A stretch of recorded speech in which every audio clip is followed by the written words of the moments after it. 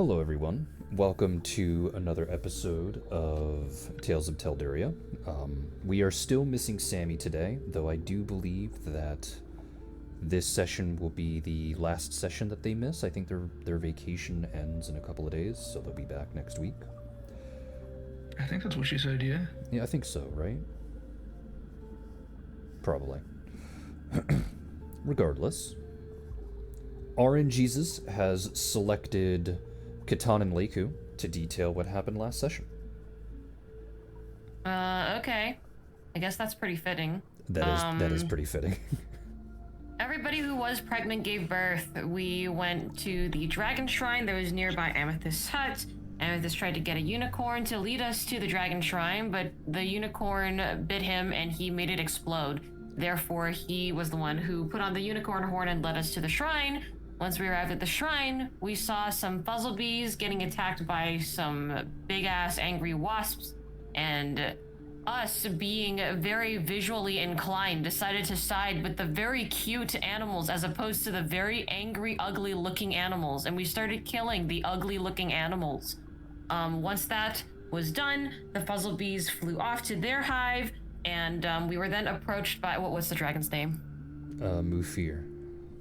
Mufir? Okay. We were approached by Mufir, the dragon of the dragon shrine, who was kind of upset with us killing his pets. Both of them, both the wasp and the fuzzlebees, were his pets. And after talking with him and letting him know that we were here for the dragon shrine, after a while he was like, okay, all right, here is the task for my dragon shrine. Try and make the fuzzlebees and the wasps stop fighting over their disputes. To which, we had learned that vermin, which the insects are under in category, don't actually count as animals. This is an entirely different category. So Leiku could not naturally transform into vermin. So Locke decided to strike a bargain with Mufir, saying that Lysandra will fix the construct that was there, which is the alarm system that alerted us to the wasp and the fuzzlebees fighting. And in return, Mufir would give Locke DNA so that Locke could create polymorph potions for the task at hand. After a lot of back and forth and negotiating, Mufir eventually agreed and gave Locke some DNA to brew potions. I believe the potions that were made was one wasp potion and 2 fuzzlebee potions, correct? Yeah, it was intended to be 2 of each, but then 1 nat wand. Nat wand, and yeah, well. So we had 1 wasp potion and 2 fuzzlebee potions. The party then decided that it was probably best for Locke and Leiku to take the fuzzlebee potions to try and see what the issue was. Leiku and Locke decided to go to the fuzzlebee hive, to which the fuzzlebees were fighting with the wasps in there. And Leiku tried stopping the fight with the power of friendship, and the wasp said, no, we want to fuck them. And then the fuzzlebees said, ew, no, they're ugly, I don't want to fuck them. And the wasp said, that hurts my feelings, and they continued fighting. Leiku then looked at the situation and was like, okay, this is obviously not going to go anywhere. And then she grabbed Locke and dragged him to the wasp hive as they were fuzzlebees, to which Locke did not want to be in the wasp hive as a fuzzlebee, the object of their attraction. But Leiku was very confident that she would be able to negotiate some kind of agreement between the two. Eventually she talked to the wasp queen. The wasp queen was like, what the fuck are you doing here? You're not supposed to be here. And then Leiku, after some talking, was like, oh, please, maybe we can talk. I know your worker drones want to fuck the fuzzlebees, but I think they might be a little bit aggressive, and the fuzzlebees may not really understand since you're 2 different species. Maybe we can take a pause or something. And the queen was like, okay, and she called back the drones, and the wasps started flooding back into the hive. And Leiku said, thank you, I'm gonna go back and talk with the queen fuzzlebee. And so she goes to talk with the queen fuzzlebee, to which Locke has decided that at this point he would not want to participate in this anymore, and instead he was going to unpolymorph from being a fuzzlebee to simply inform Mufir about what was going on. To which Mufir said, oh, well, I have pheromones, we could just do that. And then Locke said, no, let Leiku handle this, I think she's having fun. To which Leiku was. She likes solving relationship problems. She then went to talk to the Fuzzlebee Queen and was like, why don't you guys want to fuck? And the Queen said, well, the way they do it is barbaric and kills us, actually. Let me show you an example. And she got 2 Fuzzlebees to display what the Wasp would do versus what they would do, to which Leiku was like, this is the exact same thing. And Leiku was like, all right, why don't you just give it a shot, okay? You guys clearly have not tried it. Why don't you just try it before you say whether you like it or not? And the Queen was like, oh, okay, yeah, that's reasonable. And then Leiku went over to the Wasp Hive and was like, hey guys, look, they said yes to fucking, let me teach you what foreplay is in aftercare. And then after that, Leiku then led the charge of like 300 wasps into the Fuzzlebee Hive. They had an orgy. They win. Yay! Dragon Shrine done!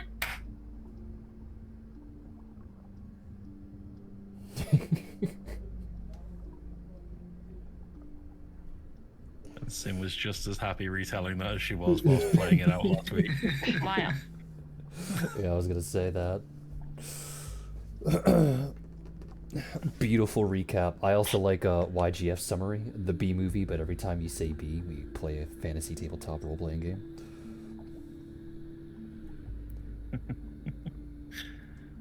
Play A? Yeah. How long would that be? Well, you know, it's like that joke where every single time they say B, they play the Shrek movie, and every single time they say Shrek, they play the Cars movie. I see. And it ends up being, you know, the length of the universe or some shit like that. Yeah, like, holy shit. Okay. Well. But that was a good summary. To which, is everyone ready to begin today's session music thing? Yeah. Sure. Yep. Yeah. Alright. To which, as per usual, on go. So, 3, 2, 1, go.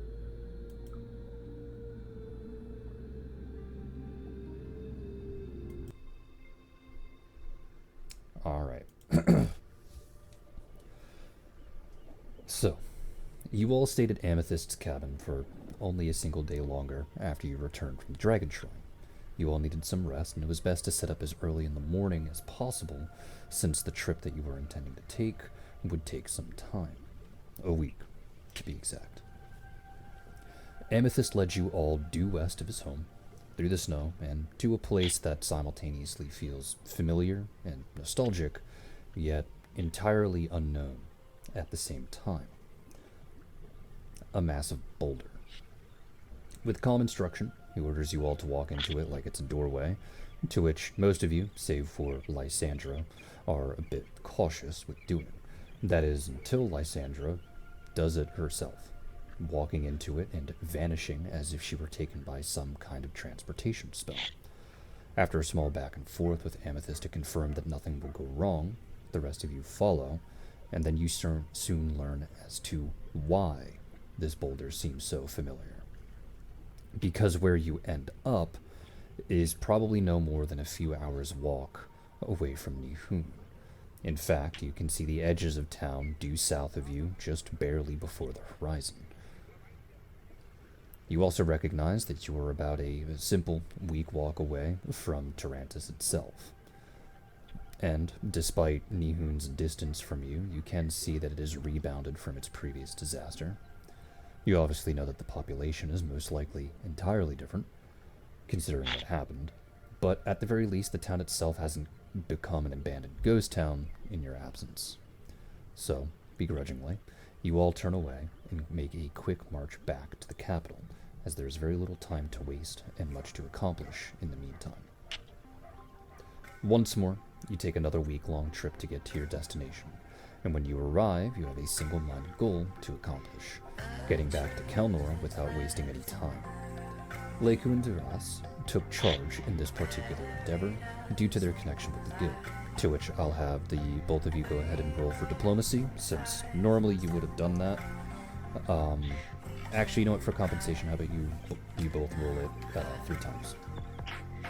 Okay, alright. Sure. Since I know for a fact that you guys would have done diplomacy in this particular thing, but Diplomacy. we already know the outcome. We don't gotta waste time on that. Since we Right, so discussed 3 it last times. session. Yep, 3 times.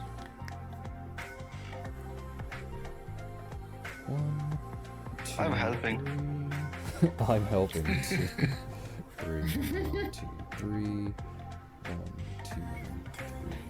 And you get to you seem to progressively get better, and I progressively get worse. I mean, you both would have succeeded anyway, so Yay! thumbs up, congrats. It was a struggle, Ross got more confident, you got more tired. probably. Yeah. It was a struggle, and it honestly took a day within itself to complete. But with, your collective insistence and pleading, the both of you managed to arrange two-way travel for everyone in the group via the Tarantus teleporter, specifically to go between this city and Kelmar. However, you were all only given about 3 hours. So you all did what you could as quickly as possible. Leiku spent her entire time making up for the lack of contact between her and Kane, and almost missed the deadline to return because of that. Catan had a rather fruitful conversation with Rose over the discovery of a new child in his absence, considering that I don't think Catan actually knew Rose was pregnant at the time when they last saw each Yeah. other. Correct. Sammy handed off her child to Leighton before having a small conversation about some newfound fears of hers. And then once that was resolved, it's presumed that she is leaving Kelnor pregnant once again. Lysandra dropped her children off to Felicity and had a short conversation about what happened since the last time that they saw each other, leaving Felicity both confused and intrigued at the particular situation. Reich handed his children off into the care of the Kelnorian royalty. Or rather, he hands off one of his children. In a related note, Rosin actually goes and picks up his child from Kelnor. This is because both Roxy and Guava elected to take their children someplace else, into a place that they trusted much more than Kelnor, specifically the Ardwalian orphanage, to put them under the care of the state and, by extension, Yzma, until further notice.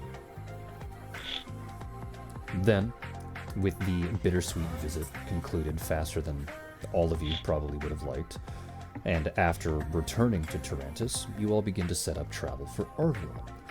As you are, though, a rather interesting surprise awaits you at the docks. You find both Nadia and Aya, as they have managed to find work elsewhere.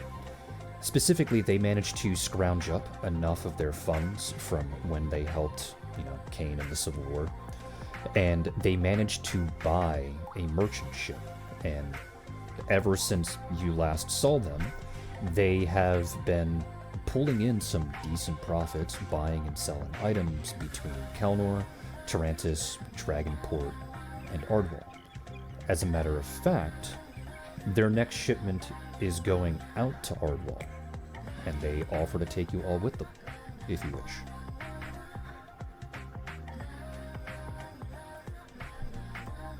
Sure. Easier for me. Might as well. Ship hopping isn't. Probably faster than the warship anyways. Yeah.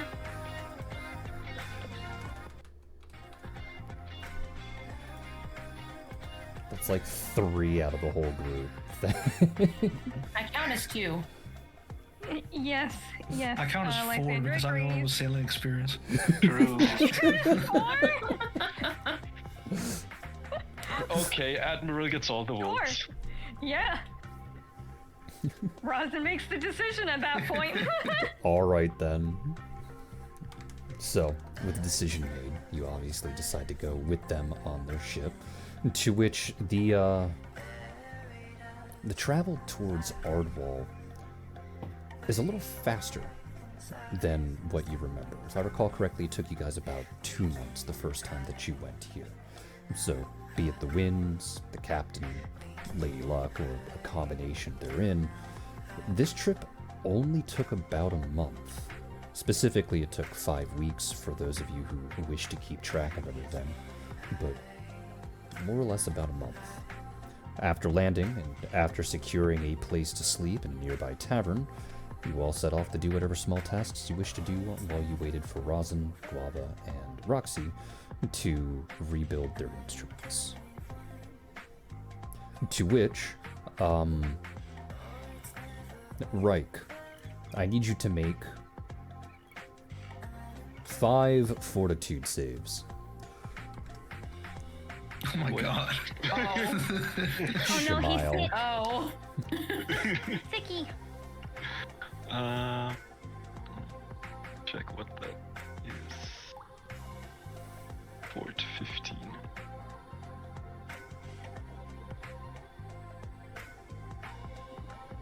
Hey, look at that 20.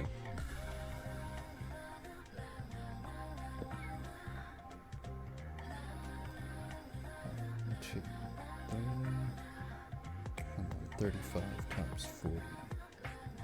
Alrighty. So, it's up to the group with stuff that they would like to do at this particular point in time, so who would like to go first?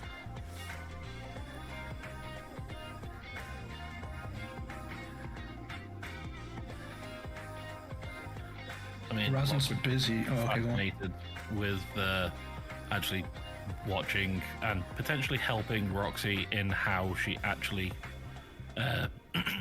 forges the weapons, Okay. because he knows he's been told, like, theoretically how it all works.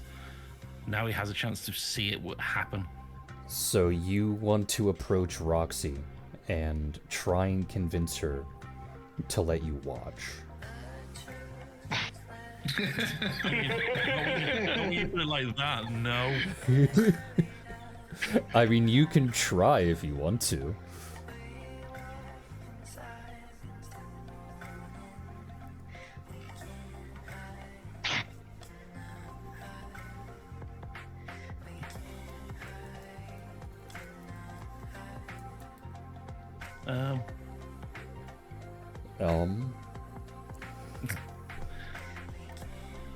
You know what?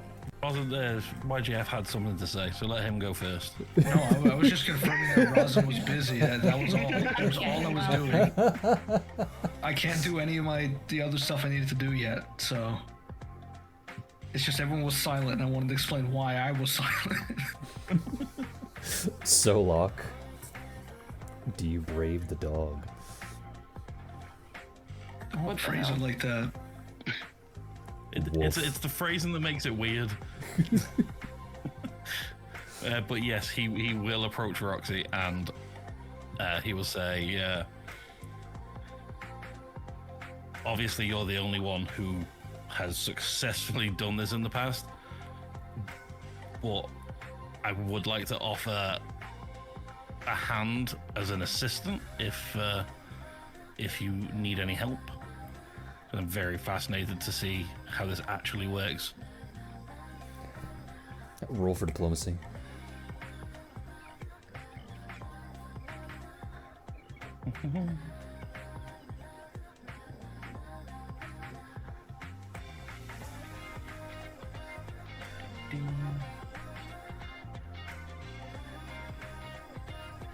Damn it. One detail. No! Can Rosin say something? Can Rosin please say something? Rosin's here, right? Yeah, Rosin's here. Look, he just wants to study it. He's. I know he can't help much. Just let him watch, please. Roll for diplomacy.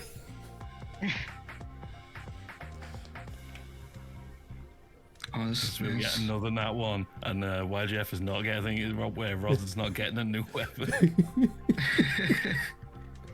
This is bad because Rosin can't use his first top form, so I have to use my actual diplomacy here. It sucks. Oh my god. I imagine Reich just watching this with a blank stare. Of course. Why else would anything Help else us. happen? Join us in the nat one. No. It'd be really funny. Reich, you stole our 20. Come on, it'll be funny.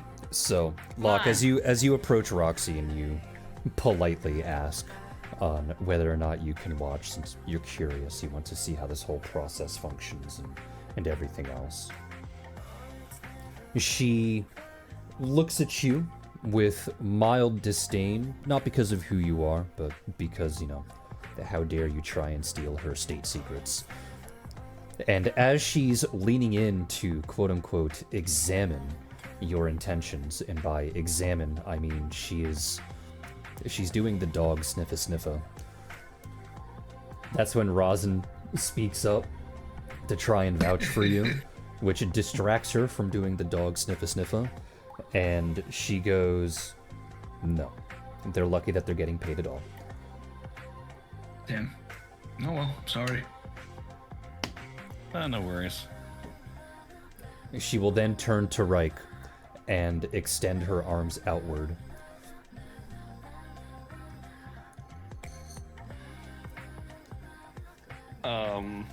Ahem. He'll just... Sorry, he'll just go pick her up. Well, you're letting me help, right? Maybe. Alright, I'll take that maybe for now. She will then point as to where everyone needs to go in order to get to her previous place of living. However, I would like everyone here to go ahead and roll for perception. Okay.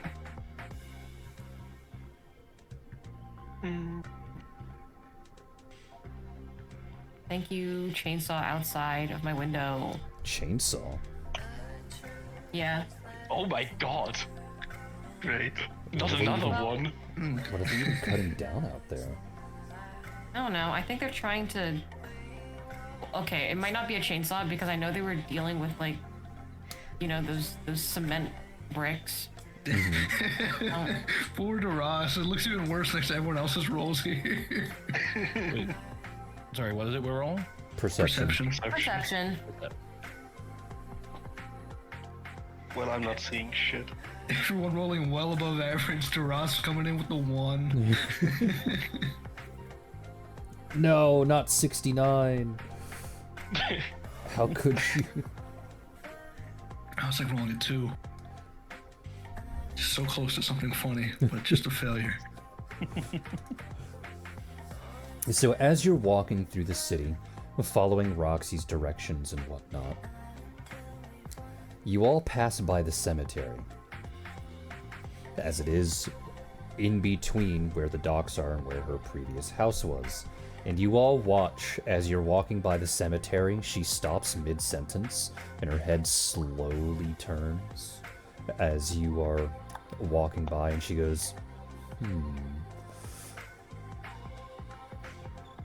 Yes, dear. Is it technically considered grave robbing if it's my body? I think it's potentially considered a health risk. Digging up corpses. It would make a cool Halloween costume, though. Your body? Yeah.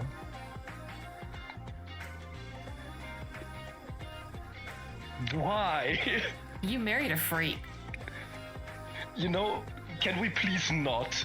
If I get up one day and see my dead wife, I think I'm just gonna collapse. Well, I won't be dead. Yes, but there will be a dead version of you. That makes it even more confusing. I'll clean it out. That's horrible. You probably wouldn't even be able to recognize it as Roxy. It's probably just a skeleton at this point. Yeah, exactly. It's been years. But Roxy, I thought we agreed that we were going to do the instruments first. Fine. You know, whatever. It's your bones. You can do with them what you want. And he wonder- just throws his hands up in defeat. No, he doesn't, because he's still holding her. But everybody can imagine him doing that. When you mention the word bone, she mumbles under her breath, wondering how she would taste.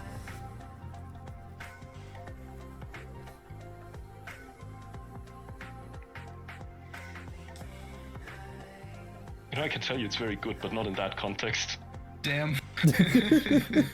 Jesus. She will say that you're supposed to leave that type of stuff when she's not in work mode. Otherwise, she gets distracted. And then she'll lean I'm up and sorry whisper. for being so distracting. And then she'll lean up and whisper, "Do it again." You can just kiss her.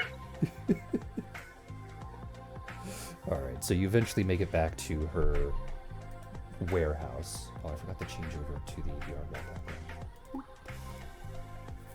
You eventually make your way back to her particular warehouse, and as she gets out of Reich's arms and starts directing everyone to the secret underground lair in which she makes her instruments, I think this would be the door. What was that? Did we ever fix the door? No. Whoops. I think this would be the first time that Group B would have seen this, yes? Because only Group A saw it. Yeah. This Yeah. is B's first time in Oddball.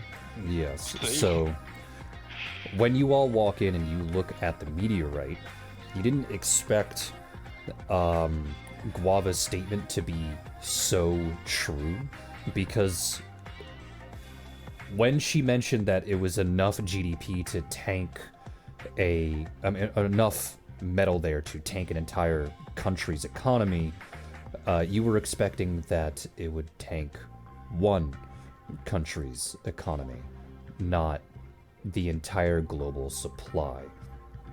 The meteor is taller than Locke. Damn. And Locke That's is not like saying the tallest much. of all of our short people.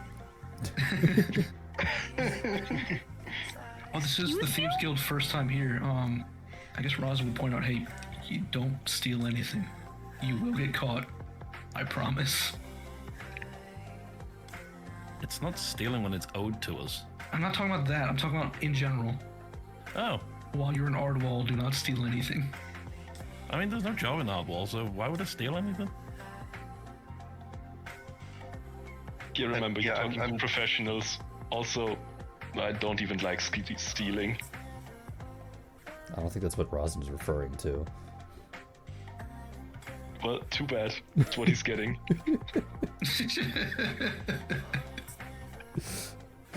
Anyway, Roxy takes the time, pulling out one of the tools that she uses, and slowly starts shaving off pieces of the metal from the meteorite, to which she goes around to each and every single person and gives you enough of the meteorite, which really isn't much, it's about 2 pounds, but it is 100,000 gold worth of sky metal that she gives to each of you.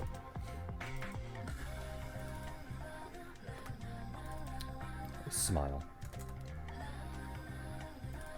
Okay, damn, that's a good bit. 100,000, you said? Yep.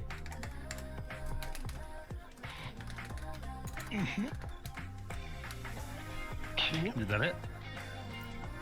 I have to adjust Daisy and BB sheet. Give me a second.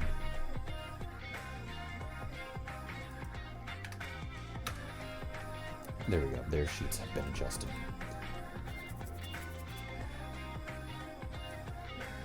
To which, after she does all of that, she will point at Rosin, then at Guava, and then at Reich, and she'll go, you, and you, stay. Everyone else, fuck off. Okay, have fun. Like, And Santa then- just leaves Okay. out of here. And then she'll pause and you go, wait. And then she'll point at Zamana. You can stay. Zamana. Not Sylvie. Locke isn't staying? Oh, Locke is not going anywhere. As small shaven, we were promised the entire bloody thing. While you would not take the whole thing, this is Carry the whole insulting. thing. These shavings alone are weigh 2 pounds. How are you gonna carry that? Well, that's what I'm here for. I have a bag of holding. This can even I fit don't through the think mouth that's of gonna that thing. fit. Yeah. You do realize the meteor's like 2 tons, right? Yeah, let's let them do I their already said thing I don't here. want the whole thing. We might have been promised the whole thing. However, I want at least 4 pounds. At least 4 pounds.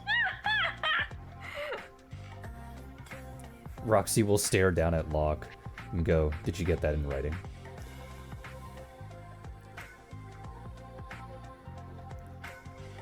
No?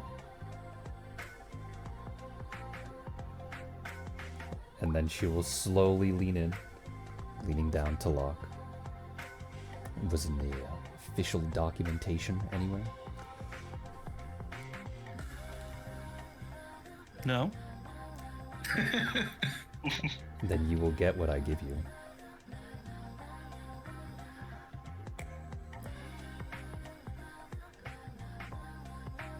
Okay. We'll see. What do you mean, we'll see? We'll see. Locke, Yes. is it just to give you a heads up to elaborate on what I said before? The punishment for stealing here is usually a hanging. It's not stealing. Okay, you are not the judge, Stealing- jury, nor executioner, and those are all one person. Besides which, the deal was not struck with Roxy. And he will You're look at correct. Guava. That's true. That's true. However, I'm just warning you. Please be very careful. I don't want to have to watch you hang. There is a grave that has Roxy in it. This property is Guava's. The Guava grave doesn't made have the deal. Roxy's name on it, actually. I said with Roxy in it. She's right here. Guava will play with her fingers a little bit and say, "Well, I know that I promised the whole thing because of how much she means to me and of that nature, but I also didn't expect her to be back. And if you really want to be technical, it's neither of ours."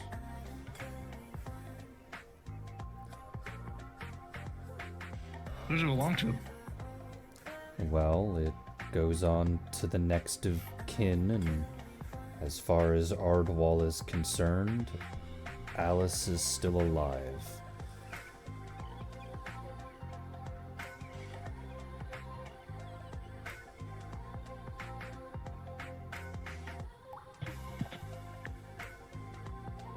Listen, I'm not trying to be unreasonable. However, it was rather dangerous collecting up those instruments. I feel that Duras and I deserve more than what everybody else got. It was part of a deal made for those instruments. Roxy will then stare at you, her eyes narrowing, and she'll go, "Then gamble at the arena."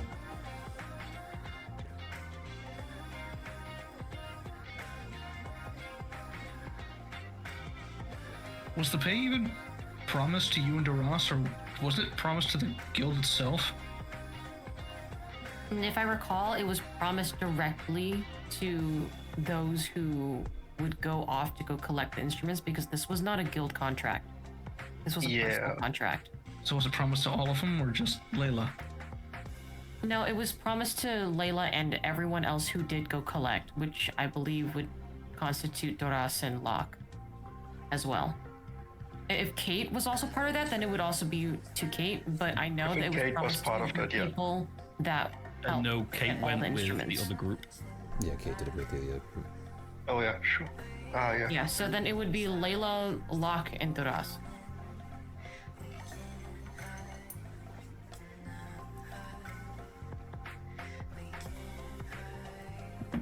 I'm just saying. An extra £2 each isn't going to deplete the whole thing. It's not a matter of depletion, it's a matter of economy. I can't give you more than this, otherwise things get a little suspicious. At least to anyone that's not the Oracle. I mean, it only becomes suspicious if you try to sell the whole thing at once. I wouldn't be able to, because the police would be outside my door before I even tried. I don't take my chances any of on us these trying to things. sell all of what we have at once.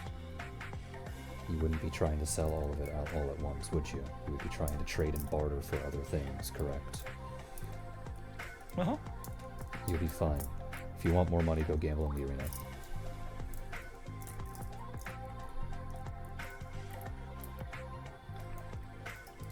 I could lean over to Roxy.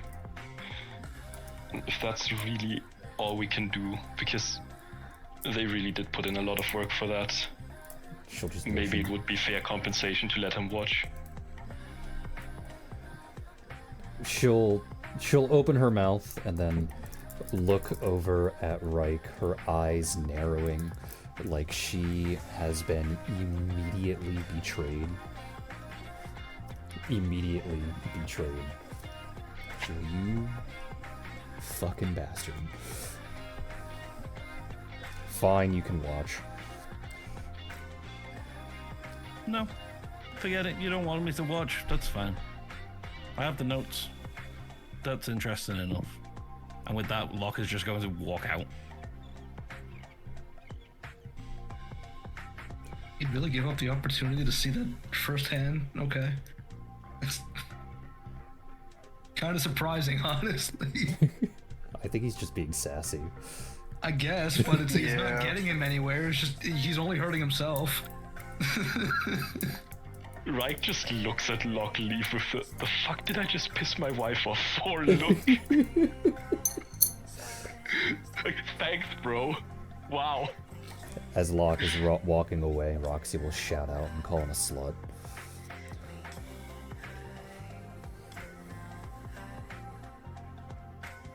Nope, he's just gonna walk away.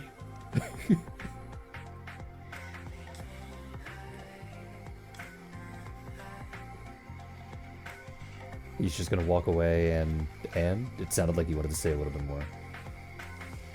No,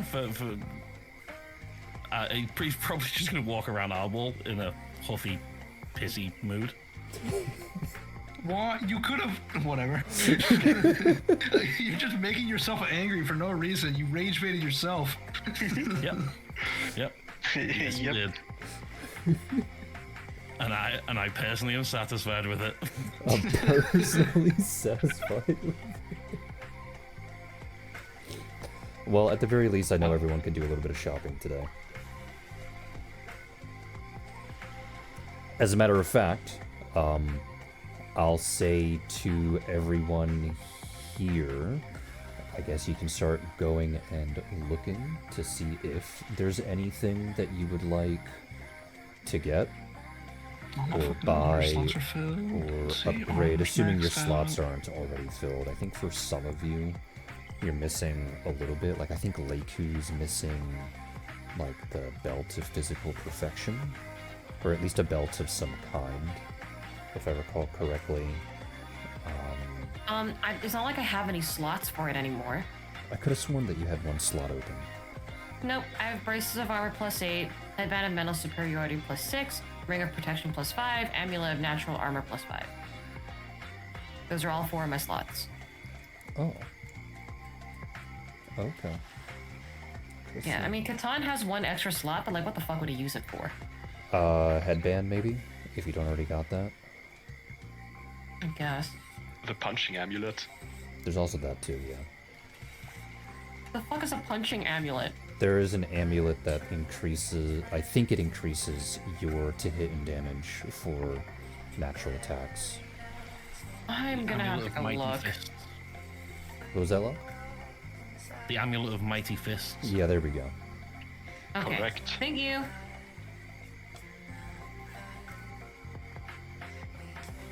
Anyway, as the group starts to separate, leaving behind Rosin, Reich, Guava, and Zamanu, I presume Rosin and Reich, you would both like to try and help. Yes. Yeah, but I'm not sure how much Rosin can help. You can assist. Just means I have to pull up Roxy's sheet so that she can So roll. tight.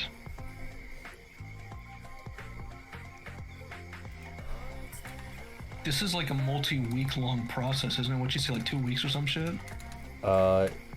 If she didn't sleep? If she didn't sleep, yeah. To which she's most likely not gonna sleep.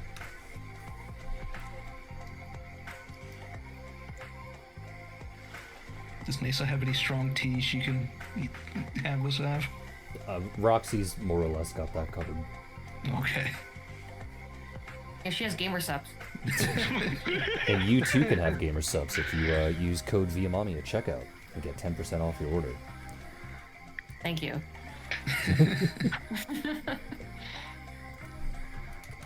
Exceptional. I mean, I guess Rosin could technically do like knowledge engineering, just take a 20 on it because Bard. I think that'd be pretty much it. Yeah, but this is a craft check. But with both of you helping, that means her thing goes up, and it's basically she has to do 10 checks per instrument. So 31, 33, to 5 with both of you helping.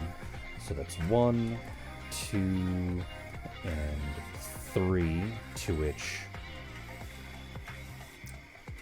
Not even Nice. for Alice? Yes, that's true. I was thinking of the immediate individuals in the area. 154 plus 116 plus 116 plus 146 minus 1, 2, 3, 4.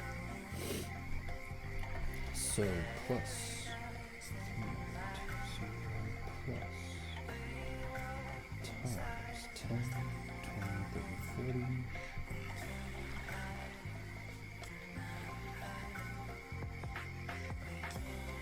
There we go. So that EXP has been more or less completed, to which Rosin, your instrument would have been completed third, as she would have gone down the line of import, at least at that particular time. So she would have made her instrument first, then she would have made Guava's, then she would have made yours, and then she would have made Alice's drums. In case you were wondering. That's fine. But while all of this is going on, is there anything that Rosin would want to do, or anything that Reich would want to do in this particular time, or would you both just hyperfixate on doing this work? Rosin has his, I think, very valid reason to hyperfixate on this. Which is fair. Yeah, Reich is pretty much also all in on this. Alrighty. Well, once you have your instrument, what would be the first thing that Rosin would want to do? Has Roxy slept yet? No, she would not have slept by this point. Okay. Well, he is going to wait for her to get rest before challenging her to a duel. She'll probably sleep for like 3 days straight. That's fine. He wants her to be at her best. Not it's just how he is, I guess. Okay, so the first thing that Rosin would do once he gets his instrument is challenge Roxy to a duel. He wouldn't go around and like play his instrument and test, or go perform at a tavern for a little bit just to see. You know, that's actually a fair point. I guess he would. In the time that she is resting, if she's resting for 3 days, he'd have time to, yeah? Yeah, Yeah, okay. he would Shake at off least the rust. he would at least want. Would he perform at taverns like for a crowd, just to see if he was actually capable of playing music the way that he used to, or? I think first he would try to practice with Guava, Okay. and then, yeah, he'd probably feel comfortable going to a pub or something. Alrighty, so do 4 perform checks then. 1 to practice with. Actually, do 1 perform check by itself, since it'll make sense in a moment. Do I add my bonus? You got all of your stuff back, so congratulations.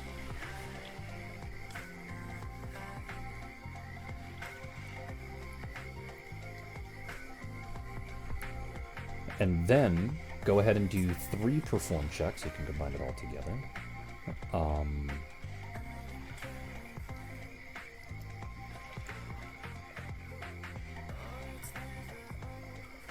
The amount of gold that you earn is equal to the result, though in this case you have to add 49 twice.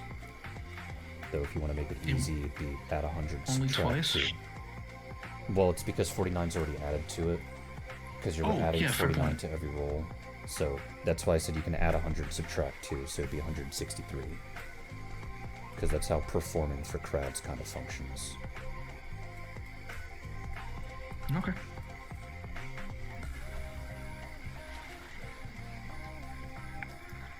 And then finally, you would want to go and challenge Roxy. Yeah, give me a minute. I gotta do something real quick. I'll be right back. Okay.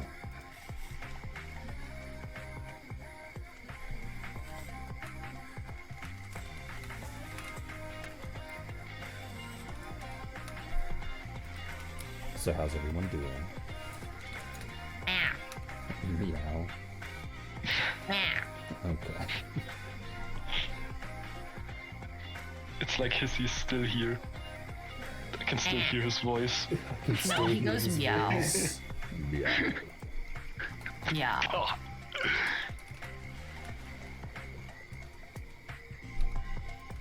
And drops in a tiny little slur every once in a while. Only a tiny little slur? Just a tiny little slur.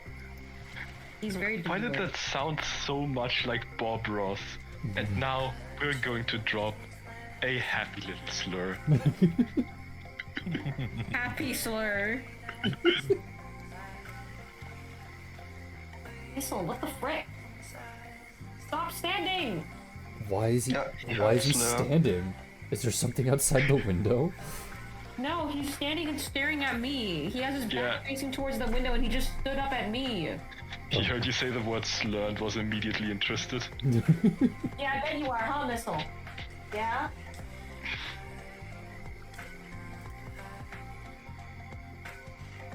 Stop punching my ass. Wait. You smell.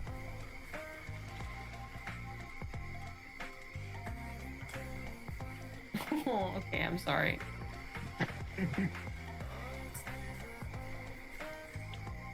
My bad. Now, I'm you, back. now you've given him attention. He will no longer stand. Yeah. He only stands when he wants attention. He likes me screaming at him Dismissal. because he thinks it's playing, yeah. Alright, so 3 more days have passed. Roxy has slept. You've done some performances. It's a little rusty, but you know that you are capable of being more or less back to form. You've received word from Guava that Roxy is awake, since I'm sure your character would have asked her but never told her the reason why. So, now what? Well, now it's time to go challenge Roxy, I suppose. So what would Rosin be? How would Rosin do that? Go ahead and describe it.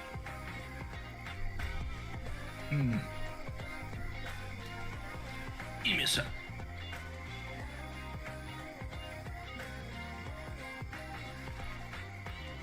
Okay. I guess he just fucking outright asked. Challenge her. And I suppose as formally as he can. Maybe kind of stiffly.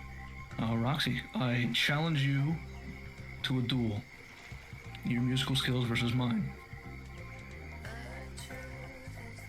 want She'll- to do this for the privilege of asking for Guava's hand in marriage.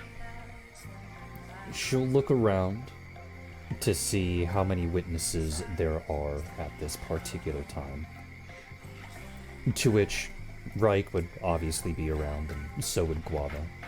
Though, upon hearing the reason as to why you are challenging Roxy, Guava will get a bit shy at the whole ordeal, turning away a bit. Though, you will notice that her ears do turn towards the direction of both you and Roxy, because despite her shyness, she'll still want to watch, she'll still want to know and learn.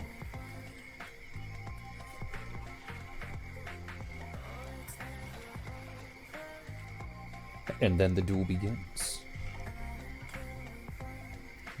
The duel itself will last 5 rounds. She will say that the winner of each round gets a point, and the one with the most amount of points at the end of all 5 rounds would be declared the winner. How this is going to go is that you're going to roll for perform, and then she's going to roll for perform, and then whoever wins the round will just roll first, I guess is the best way to describe it. So in order for you to win, you need to have more points than her. If you tie, you both get a point. You ready? Rosin will hold up his hand to pause for a moment, and he will take off both pieces of his headwear. The Berserker and the headband of mental superiority. Now I'm ready. She will smile at this, and she will say that you can start.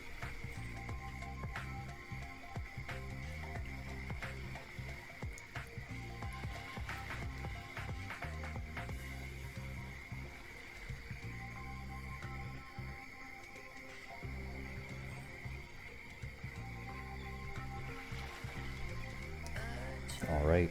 Oh, I gotta turn this over to this. Oops. There we go. Roxy gets the first point. She will go again.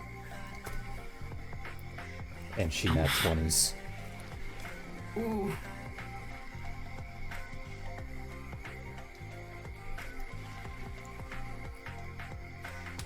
She wins again. Mm-hmm.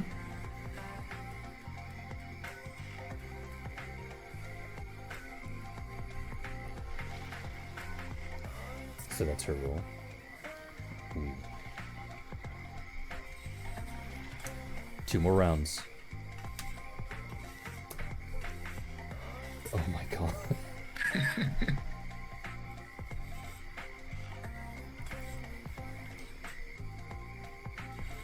And then the last round.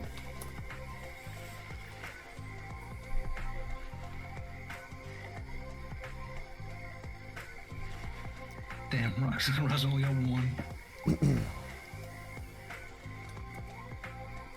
So, the both of you play back and forth, building off of each other, creating motifs, building upon it, doing whatever it is bards do when they challenge each other to bard-offs, I guess. And while you start off strong, Roxy starts off just a little bit better. And then suddenly Roxy just begins to effectively soar with her music. At some point, it's no longer a battle between which one is the more technical player or the more soulful player. It's effectively a battle of color.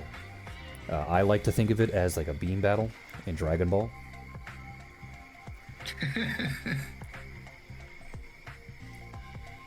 To which she is very obviously overwhelming you.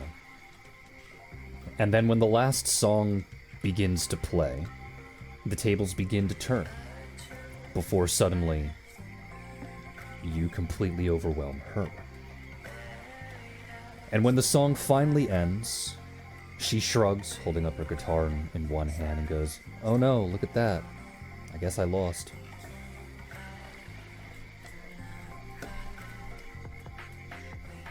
Rosin just smile and bow, I suppose. And then he will produce his ring. And get on one knee and pop the question. Guava, would you marry me? To which Guava will be incapable of saying any words for about 3 minutes. However, she will give as much body language as she possibly can to say yes, bouncing up and down, nodding her head, squealing, everything else in between. To which, of course, you hear Roxy doing her best not to laugh in the background. Though she will lean over to Reich, and she'll go, "How comes you don't do that?" Well, I could. That would be hella embarrassing if I tried to play music, first of all. Second of all, he doesn't realize it, but he's just as cute as Quaba. That's kind of gay. It's very gay. It's not how I meant it, but you're free to Wow, you're interpret that gay. however you This mean. gets hot. Brother! Silent!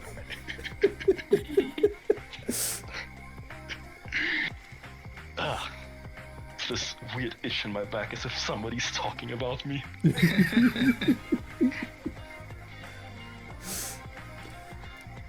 Eventually, They're both Guava kinda will dorks. calm down. At least calm down enough for her to hold out her hand for Rosin to slip the ring on. And then after that happens, she'll get embarrassed again and start talking about how she didn't prepare anything for him, that they don't have matching rings, and that upsets her, I'll say in big air quotes. Yeah, whatever. She says that she will rectify that, and then leaves. Okay. Like dead sprinting away towards the shopping district. This is a very familiar scenario.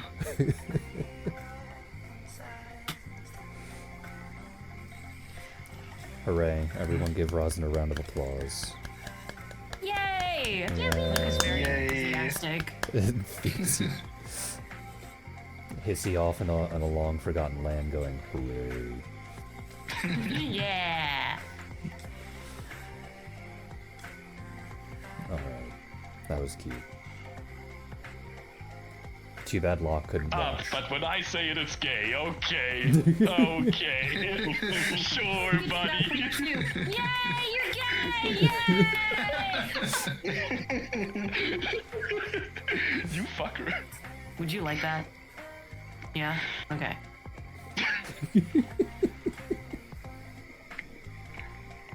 I am executed.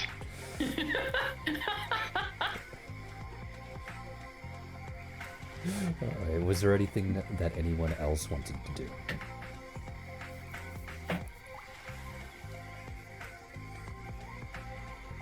Russia still needs to talk to the Oracle at some point. Whenever that could come up.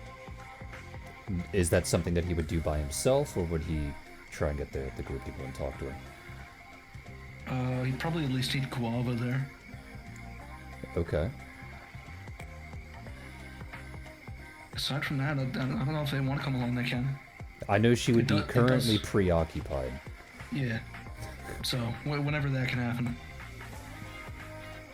Well, I'll give the floor to anyone else if they have the chance. I know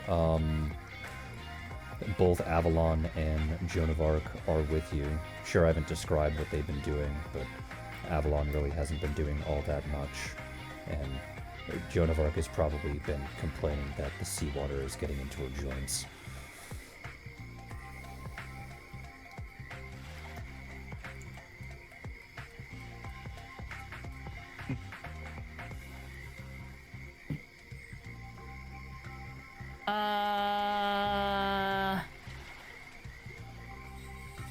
Why don't we just can we like all just like go to the market? We don't want to go see the Oracle. We all just go on a group shopping trip. Yeah, you guys can do shopping now before we go to the Dragon Shrine if you wish. I'm sure it wouldn't be too much. Do we want to go Yeah. shopping now, or do you want to save that till after we gamble? That's actually a very good question. That's a good question. Especially because some of us don't know what we want to buy. That is fair. Yeah, Maybe we should save probably that. not do shopping now. All right, then we will. Should we do tourist trap shit? You mean going to the Glad Pits and or going to the spa? I don't know. I don't know if there's any other things, God. That's really about it. It's that the Okay, the well. library and the orphanage, to which Roxy Okay. and Guava would have dropped off their kids already. Okay, well, let's. How about we chill at the beach for a bit if we don't want to go to the Oracle? And Katan's gonna go chill at the beach. Is anyone gonna go chill at the beach with Catan? Does Catan not like the Oracle at all? He thinks she's a butthole. That is fair. Oh, Very fair. No, Yeah. he's And like talking to her is like kind of not productive for him because the only thing she can really say is like non-answers, and he hates those kinds of conversations. Not to the fault of the Oracle, but he just doesn't want to deal with that. fair. Fair enough. I cannot fault Catan for that. She is kind of a butthole. You know, Reich would probably be in a similar boat. He doesn't like vague answers. Has Reich spoken with the Oracle before? No, but So, I remember Kitan would have probably said, "Oh, I don't want to talk to her because she only gives vague answers," and Reich would have been like, yeah, maybe not." It's okay, we can go to the beach. Avalon, you should unless- come with us to the beach. And Have you unless ever felt Roxy sand? absolutely wants to go see the Oracle, or I guess Amano absolutely wants to see the Oracle, he's going to the beach. Zamanu wouldn't really care all that much. Okay. Roxy would make a joke that she's cute and like do the whole finger gun shtick at Right. I mean, like, she's also naked, but like, Roxy would continue doing the finger gun shtick, okay, all right, well. Okay. and Avalon would silently agree to Catan's request, though it is quite clear that she is embarrassed to go anywhere, period. As a matter of fact, for everyone here, you most likely would have noticed Avalon more or less removing herself from any social situation. If there's one or two people around, she might stay in the area, but the moment any more people get involved, even if they just happen to be passing through and doing something unrelated, she just ups and leaves.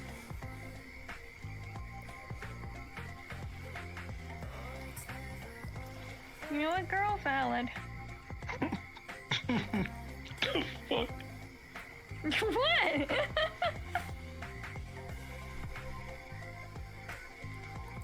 So, while she does agree with Catan, or at least agrees to go with Catan, she doesn't seem particularly happy.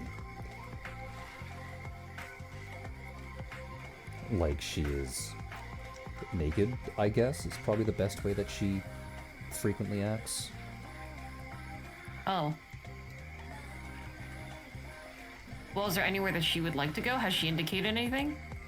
She doesn't particularly know the area, so she wouldn't know. Though if I Can were... Tan go get a map somewhere? Yeah, I mean, over by the piers, there's always those tourist maps that you can pick up. But Okay. outside of the shopping district, the library, and the gladiator arena, sure, there's some smaller tourist trappy areas and whatnot, but because they're all tourist trappy areas, they're usually filled with people.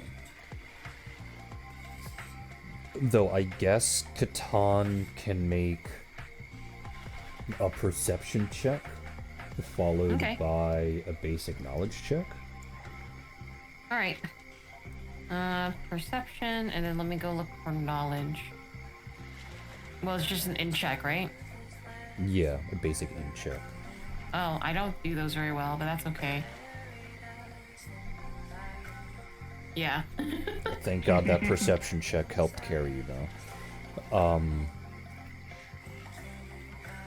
Catan, you would probably be able to make out its due to the fact that she's not wearing her armor. To which, if you recall, she was forced to leave it behind, as well as her weapon, at the cabin. Because, you know, if she walks around in her gray blade armor and weapon, she immediately becomes the most dangerous enemy to the state, even if she is Yeah. not hostile.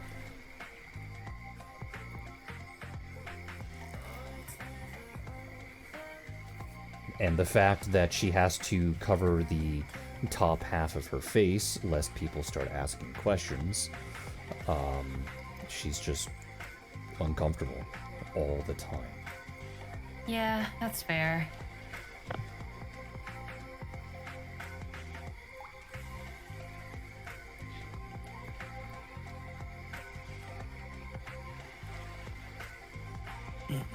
Locke is going to be spending this time basically offering services as a free doctor at the orphanage, giving medical checkups. You know what? For the sake of EXP, we will do one roll for every day that has passed. It has been 13 days. Okay. For luck, yeah. What's he rolling? Heal checks, knowledge checks, what am I doing? It would be a profession check for doctor, if you got that. I do not. Okay. I am strictly speaking an alchemist by profession. Then you would do a heal check, but it would only be half your heal check. Half my heal check. Yes. Also, your microphone sounds very different today.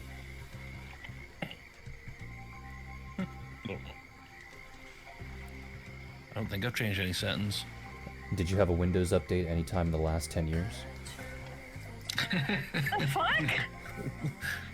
Yes. Yes, I did. Then probably something changed. I remember something happened to Sin. She got an update a couple of days ago, and then was Oh it? my god. I think it was what, 2 days ago? It was several days 2 days after the ago. update, After my stream and before my meet and greet. where her internal microphone volume went from where it was before, whatever it was, and jumped all the way up to 100, so she sounded massively blown out. I will mull with my settings in a moment though, and check. Yeah, just remember it's half your heal if it's an odd number you round down. But I still get investigated bullshit, right? Correct. Okay, let's count them out. 1, 2, 3, 4, 5, 6, 7, 8, 9. I like the little notification sounds. It kind of sounds kind of weird. 11. You have notifications turned on for the Halloween bot one? channel? Yeah. That's crazy. That is crazy. You're That is Notifications crazy. I have the yeah. bot channel just straight up muted. New servers. Yeah. Yeah, same. I have this entire server muted. I ain't dealing I with don't that. have the, but I don't have the also- server muted, but I have this one channel muted. I like the Halloween notifications though too. To be honest, they're really cute. Most people hate them, but like leave they're the so cute. bot channel notifications on because when people are doing rolls, it reminds me to do my sheet. Like if somebody's rolling in there over the weekend, I'm like, oh shit, that's right, we got level ups. Fair enough. Fair Yeah. enough. Now I don't look Except- stupid when session starts. Except whenever Shameless rolls for NPCs, it's like one after the other. Bang, bang, bang. Well, that much I do know. TV. And then I hear the roll stop, and then I go into the room like, hey, you wanna play Night Rain? You're done, right? You wanna play Night Rain? That's what she wants to do after this, I'm sure. I do! Alright, so... congratulations, Locke. Children like you now. What? Yay. What? What do you mean, what? What do you mean, what? I didn't realize this was what the roll was for. You are now a trusted member of the orphanage. You are free to arrive and do whatever you wish at any point in time. Yay! Good job. And it is simply due to the fact that you did not nat one once. That you got really close. Good job. You're being Amy without, all the baggage. I think Locke still has baggage. But not that kind. Yeah, not that kind of baggage. Are you gonna start bringing in fruit carts for the children? No. Never. Are you handing out lollipops? I mean, probably. Yeah, good doctor. Alright. So, Rosin, we'll go back to you then, since you said you wanted to go and talk to the Oracle. Though, when you finally do meet up with Guava, she does compensate for the fact that you have given her a ring by her giving you a ring and a necklace and a bracelet and a brooch. Why the bracelet and the brooch? Why not? I only give you a ring and a necklace. She's compensating for it. I want to compensate, but thank you. She's making it fair and even. Sure. I guess you give her a quick kiss and, I guess you'd ask if she'd like to go to the Oracle, because we did have some business with her. She'll tilt her head, and it's clear that she'll have forgotten what that business is. We, wanted to ask about your role as a key. She couldn't read your future, you wanted to see if she could read mine. She'll nod along and go, okay, I guess. Don't know why that would be important to you, but I'll come along. Yeah, I wonder why my wife's safety and well-being would be important to me.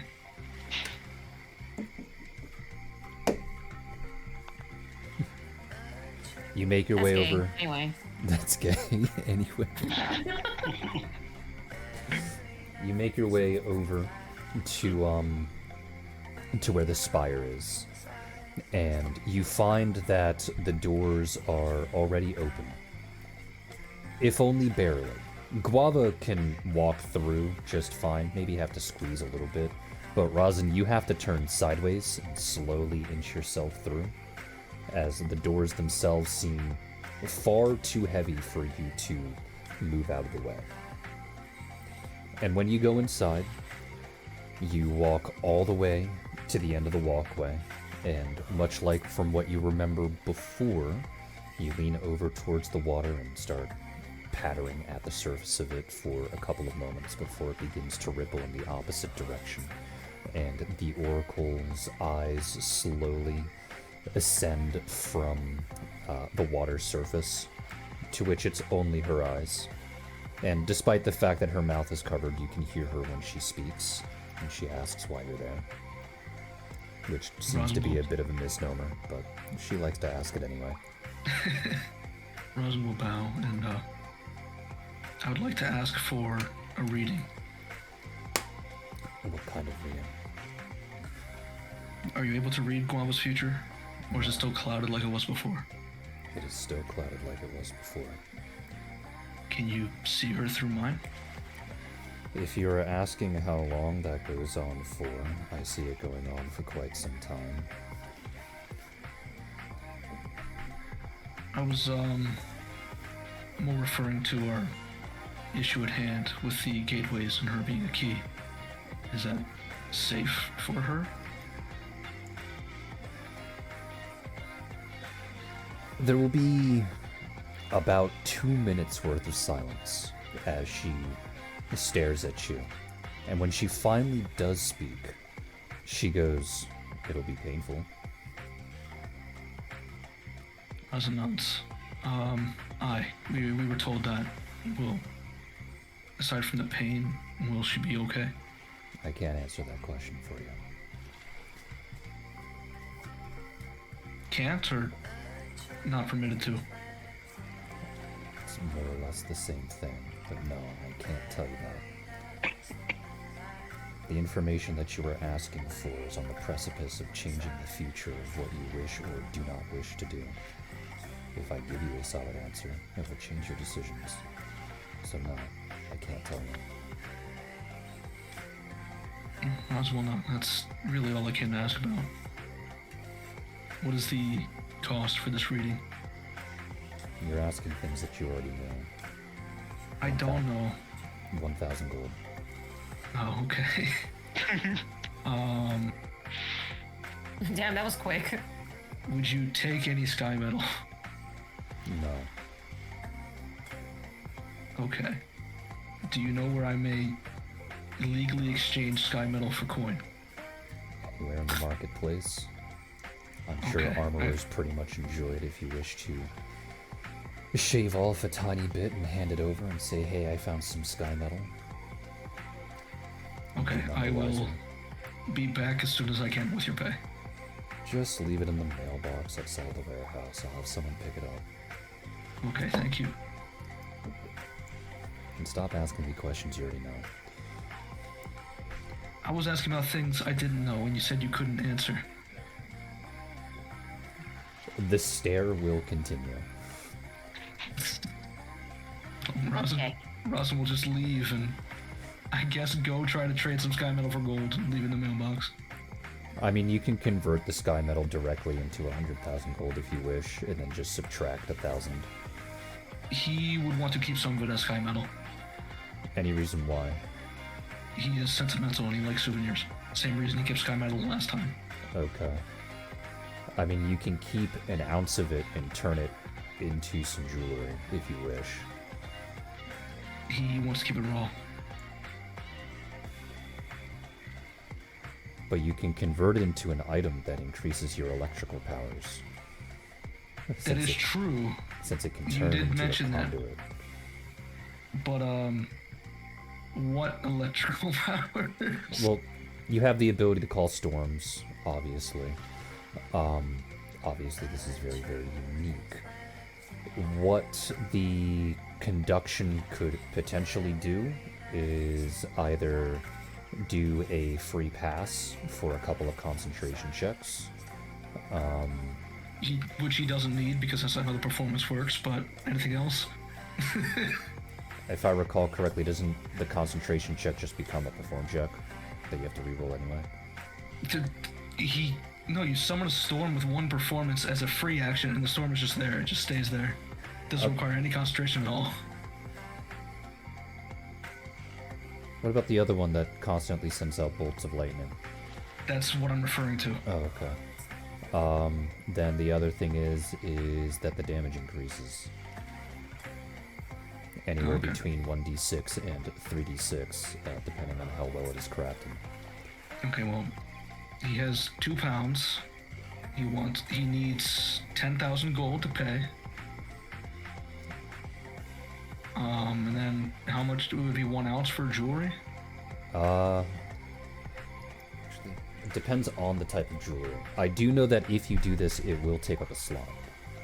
Oh, then he's not doing that because, yeah, there's no really reason to. Because if he had a free slot, he'd just get a thunderstrap, which really just buffs things anyways in that regard. I guess that's fair.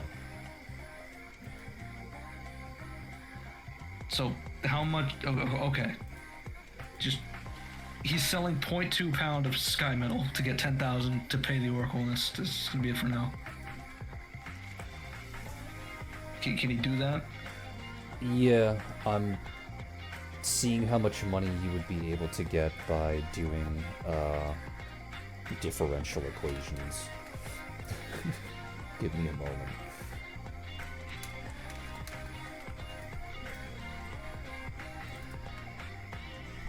Wow, a math. So it's 32.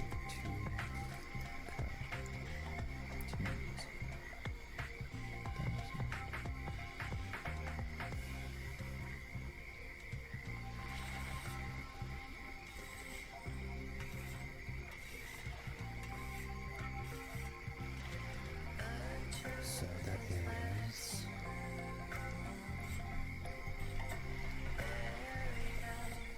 So it's 1,000.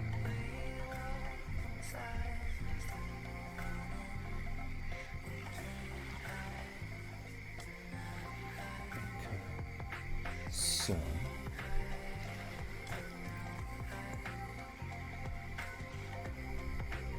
There's that.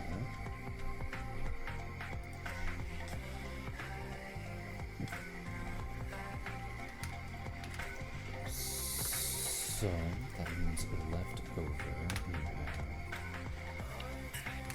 that. Okay. And how much of it does Rosin intend on keeping? At least a shard of it. I'm asking in terms of ounces. Since I legitimately don't know, because I don't know the geological properties of sky metal. Like, I don't know how much each shard would weigh. I don't know how much 2 pounds is. You gave us a weight and gold value. Yeah, that's why I was just asking for however many ounces you feel like. I don't know how dense it is. It's relatively dense, but it's not like I'm asking for that. It's more along the lines I'm just asking for math, so that, because you said you want to keep a small portion of it but sell the rest. I'm just trying to figure out how much. Sure, he'll keep an ounce then. He'll keep 1 ounce. All right. Yeah.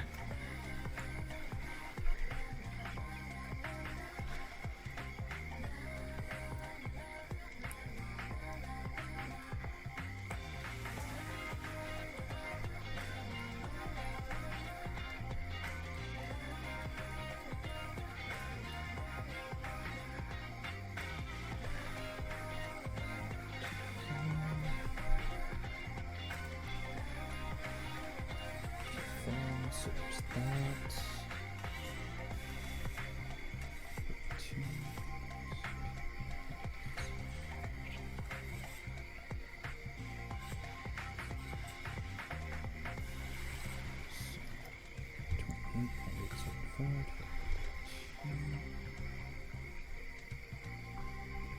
Mare.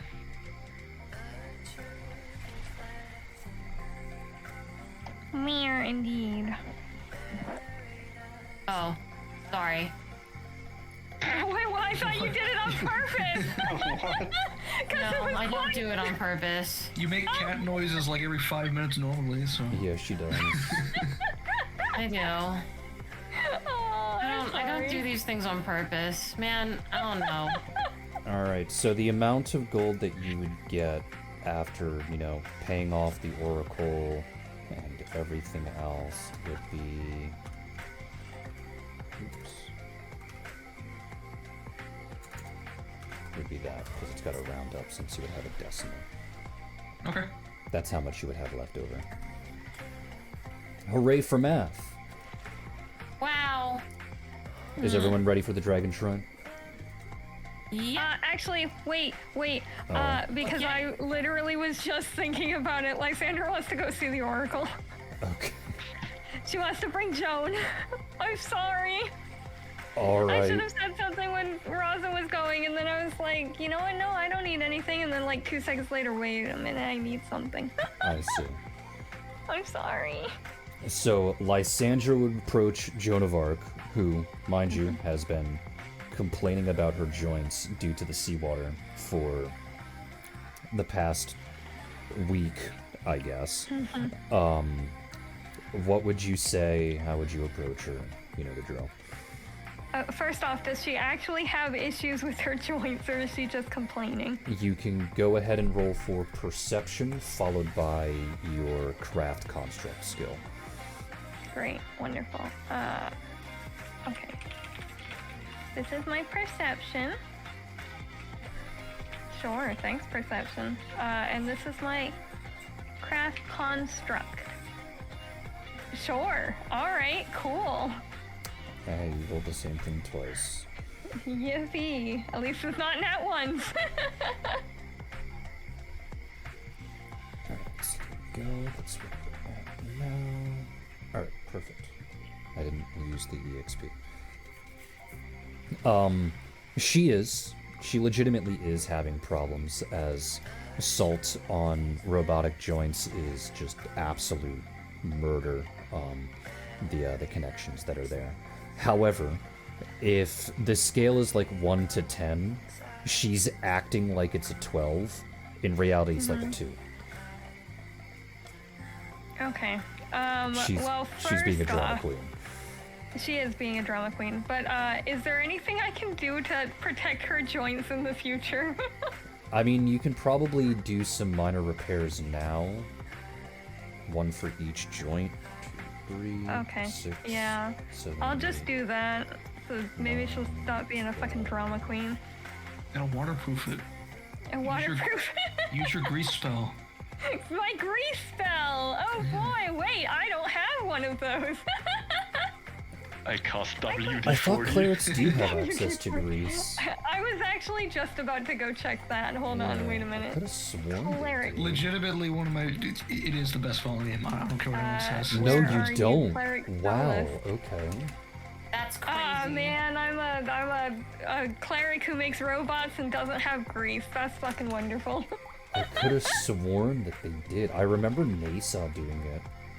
Granted, that My might have been classmate is 3 an points. alchemist. I and I don't can't think make Nasa ever did that. I No. might This be. campaign. I'm not talking about this campaign. I just meant like in general. I could have sworn, but maybe that was when this campaign was in 3.5.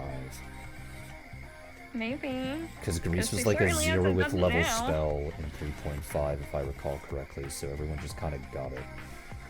Oh, no. I mean, I can like buy grease, can't I?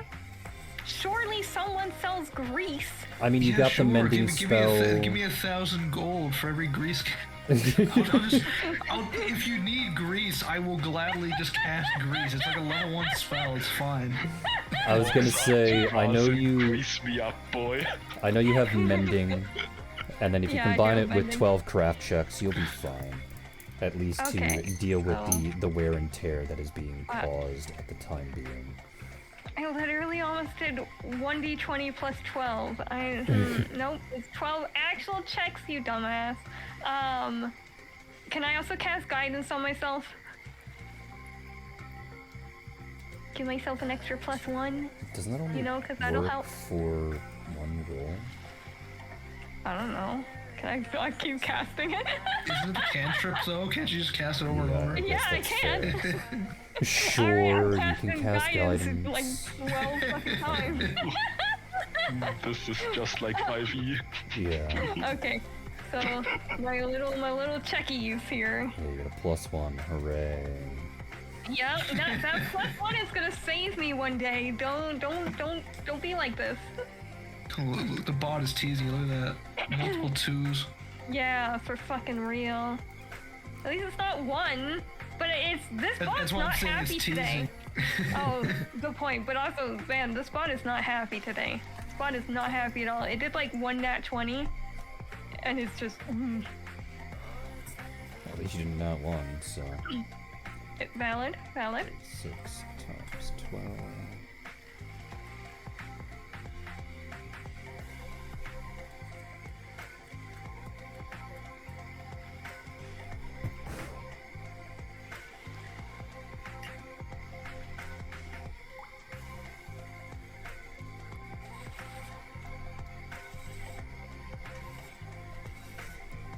Alright. So you help her through her particular issues. She feels a little bit more loose, I guess, and capable of moving around. She still complains. Of course. Now that she is less complainy, or at least less salted, Lysandra looks up at her. Yeah, salty too.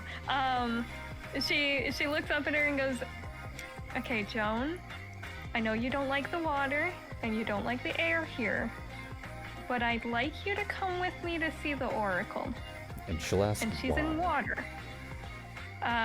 Well, you see, you're kind of, I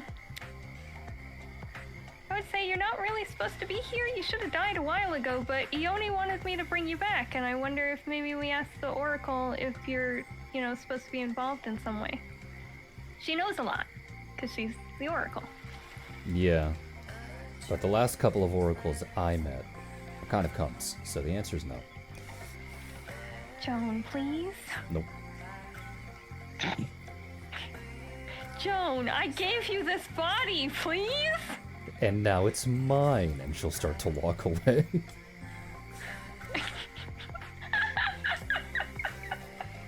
Lysander just throws up her hands, leaves, and goes, she's awful! Just splash her with some water. She rusts instantly. Oh, as Lysandra's leaving, she goes, I'm not gonna ask Rosin to grease you up. Don't phrase it like that. Joan will turn towards Lysandra and just go, huh?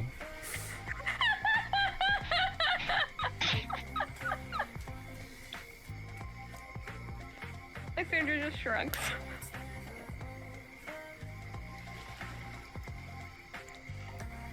I'm gonna go play in the ocean now, and she leaves. No! Lysandra just runs after her. Just gonna stop Joan from going into the fucking ocean at this point. What if she wants to swim? She cannot swim like that. She cannot swim.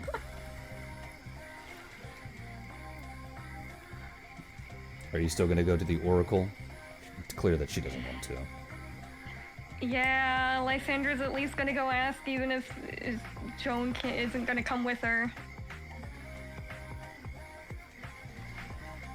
Well, much like before, the doors are slightly ajar. So, alright, you're like 4'2", aren't you? Yeah, Alright, tiny. So you can walk through just perfectly fine, I guess. Maybe a bit of a squeeze, but you can walk through more or less perfectly fine. To which, you know what, just for the sake of roleplay opportunity, as you find yourself walking in, you find both Rosin and Guava in the process of leaving. Oh, Lysandra just waves to them both and then looks at Rosin and goes, you have grease, right? Always. Okay, I may need your grease at some point. Well, you want to like fill a jar or? Yeah, that would be good. It's just, Joan isn't doing so well with the salty air, and she complains a lot because she's a little bit of a drama queen, and she wants to go swimming. So I'm gonna need some grease. Joan's with you, right? Nope. Oh, okay. Well, Nope, Lysandra went alone. Joan is presumably in the fucking ocean at this point. well, I don't know. Get me some receptacles, I guess, and I can fill out with some grease for you. Okay, thank you. And then she looks at Guava and goes, congratulations, you two! To which Guava will vibrate excitedly, saying thank you. Lysandra is also vibrating at this point and just goes, oh, this is gonna be so exciting. Okay, goodbye, and just walks in. Ross will continue on his way out. So, Lysandra, when you meet the Oracle, you see that she is in much the same place that she was when Rosin left, which is that her eyes are barely above the water. She says nothing and waits for you to speak. Hello again. I have a question, and,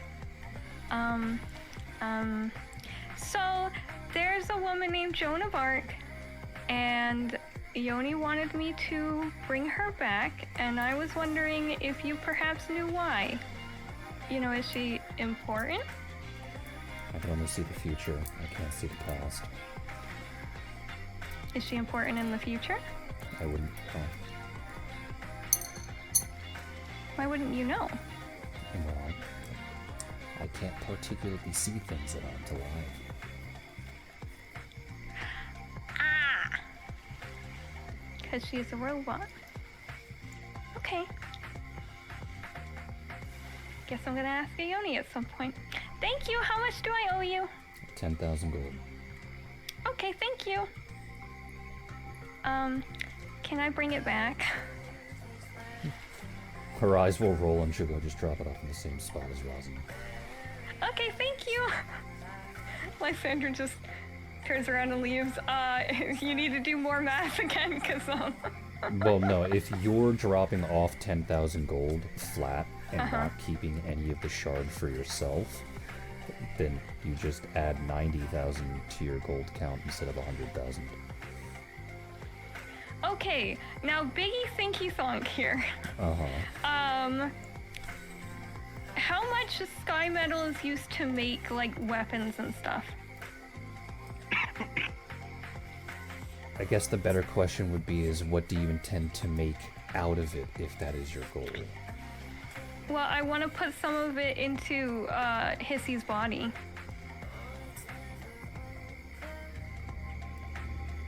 Any reason why? Well, I'm thinking thonkin, you know, because, like, it's really good metal, and it would probably make the construct stronger, so want to make Hissy stronger? In theory, yes, but you would need more than 2 pounds. Oh, then no, I'm just gonna sell the entire fucking thing. Yeah. Goodbye! Goodbye all my money! Hooray.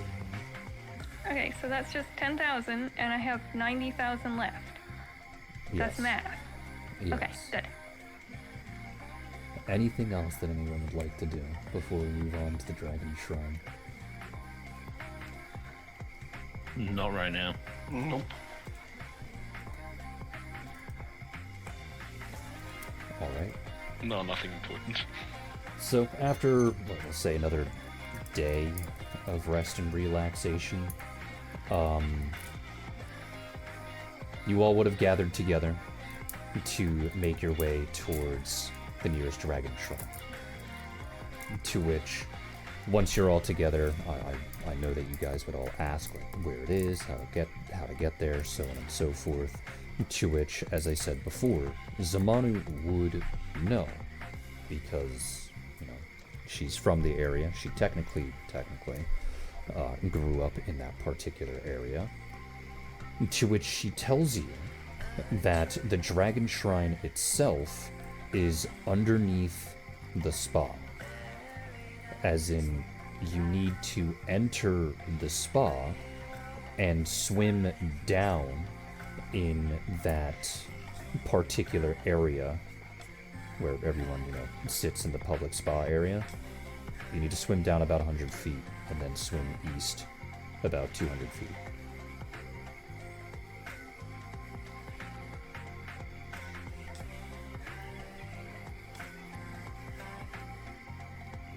Yeah, it is weird, I'm just gonna say it. Nuh-uh. Nuh-uh. I don't think I swim all that good. Well, there's spells to make you at least not drown for a while, so... Correct. This is a Also- shrine that Group A came by beforehand. I think you guys actually figured out that the dragon shrine was I underneath. don't think we saw it in this one. I don't think we saw it in this campaign. I know we absolutely did last time, but I don't think we did this time. Okay. Could have sworn that at least the conversation was brought up and like Zamanu just said it was underneath the spa. But That Yeah, one, with- I remember that right. wasn't in a Katan's side session when he had Zamanu still. is that what I'm remembering then? Yeah, Probably. same with me. Okay. Alright, that might Like be also what I'm talked to her remembering about then. that. Alright. My bad. I thought everyone knew, so I guess only like 2 people did. But, it's not so much a puzzle to get down there, because it's not really a puzzle. When Group A first showed up, you guys simply weren't strong enough to actually do it. Because because while you did have access to, I think, like the environmental communal spell thing, that's not strong enough to actually resist the heat. And I think you did have access to a way to breathe underwater, but it wasn't long enough to actually make the whole journey. But that's kind of the point. What you need is a way to breathe underwater for the entire duration of the 300 feet. To which, you know, you'd be in the spa, which means everyone's armor would be off. Because, you know, spa rules and whatnot. So you'd be in civilian clothing, so you'd have your normal land speed.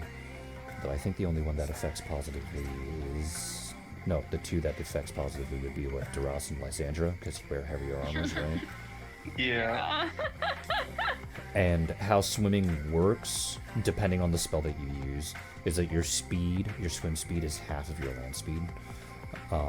But if you pick up, or at least get certain spells that give you swim speed, then obviously you go off of that one instead. So, while the spell for breathing underwater can be pretty much anything, you do need a very specific spell to resist the heat of the spa, and that is Resist Element, to which I know Leiku has the capacity to cast, due to being a sorcerer, but I don't think she knows it. Your investigators not have it, know don't they? And I think investigators can make it as well. Because you use that in the desert, and... Oh, Resist Energy is what it's called. Oh, resist energy. Yeah, so let's see. Alchemists can do yeah. it at level 2. Clerics can do it at Clerics level can do 2. Yeah, sorcerers and wizards can do it at level 2. So you do have access to a lot of that. The other thing that you have to figure out is how to breathe underwater. Water breathing's level 3 for an alchemist. Yeah, I can do water breathing.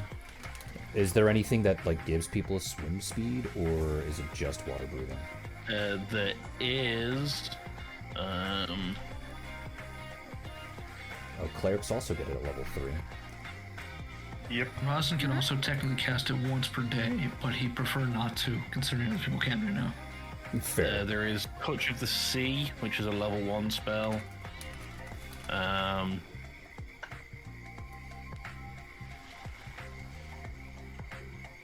Oh, Catan could... Oh, no, wait, Catan can't cast that, damn it. Because it says Blood Rager 1.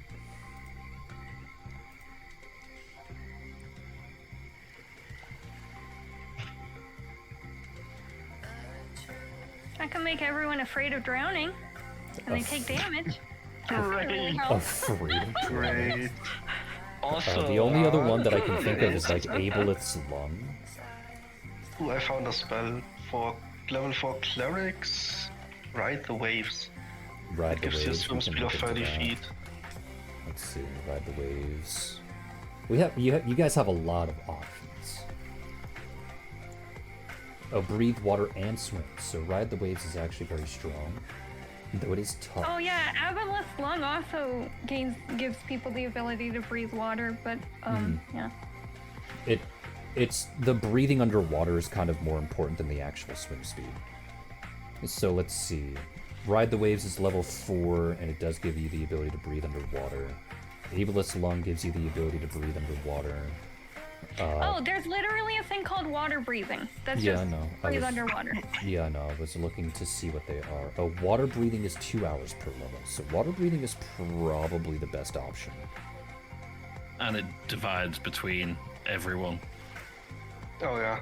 I think Living Ride the Waves Creatures. doesn't divide. Creatures. Living Right. creatures touched. Oh, but it doesn't say... Oh, ride the waves is it- breathe water you- and swim. The way it reads for water breathing is that I could effectively give everybody 10 minutes. I could have it for enough people to give 10 minutes each, sort of thing. You divide the time up between creatures touched. Yeah, I was just seeing if there's a limit, because if it just says creatures touched and literally nothing else, it means there's literally no limit. Yeah, apparently there is literally no limit to the creatures that you can put underwater breathing. That's kind of funny. Yeet. What about ride the waves Lovely. too? Because it just says creature touched. That's creature.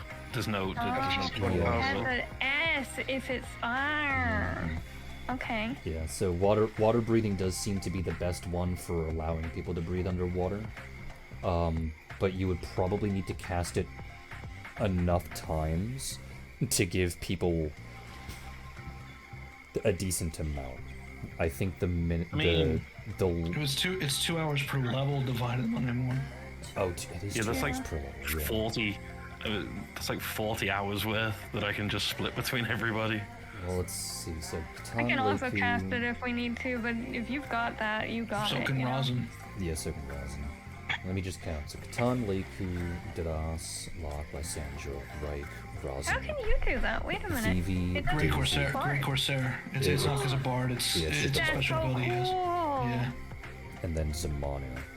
So you really only need to take 10 people with you, because Catan, Leiku, Dadas, Locke, Lysandra, Reich, Rosin, and then there's Vivi, Daisy, and then Zamanu.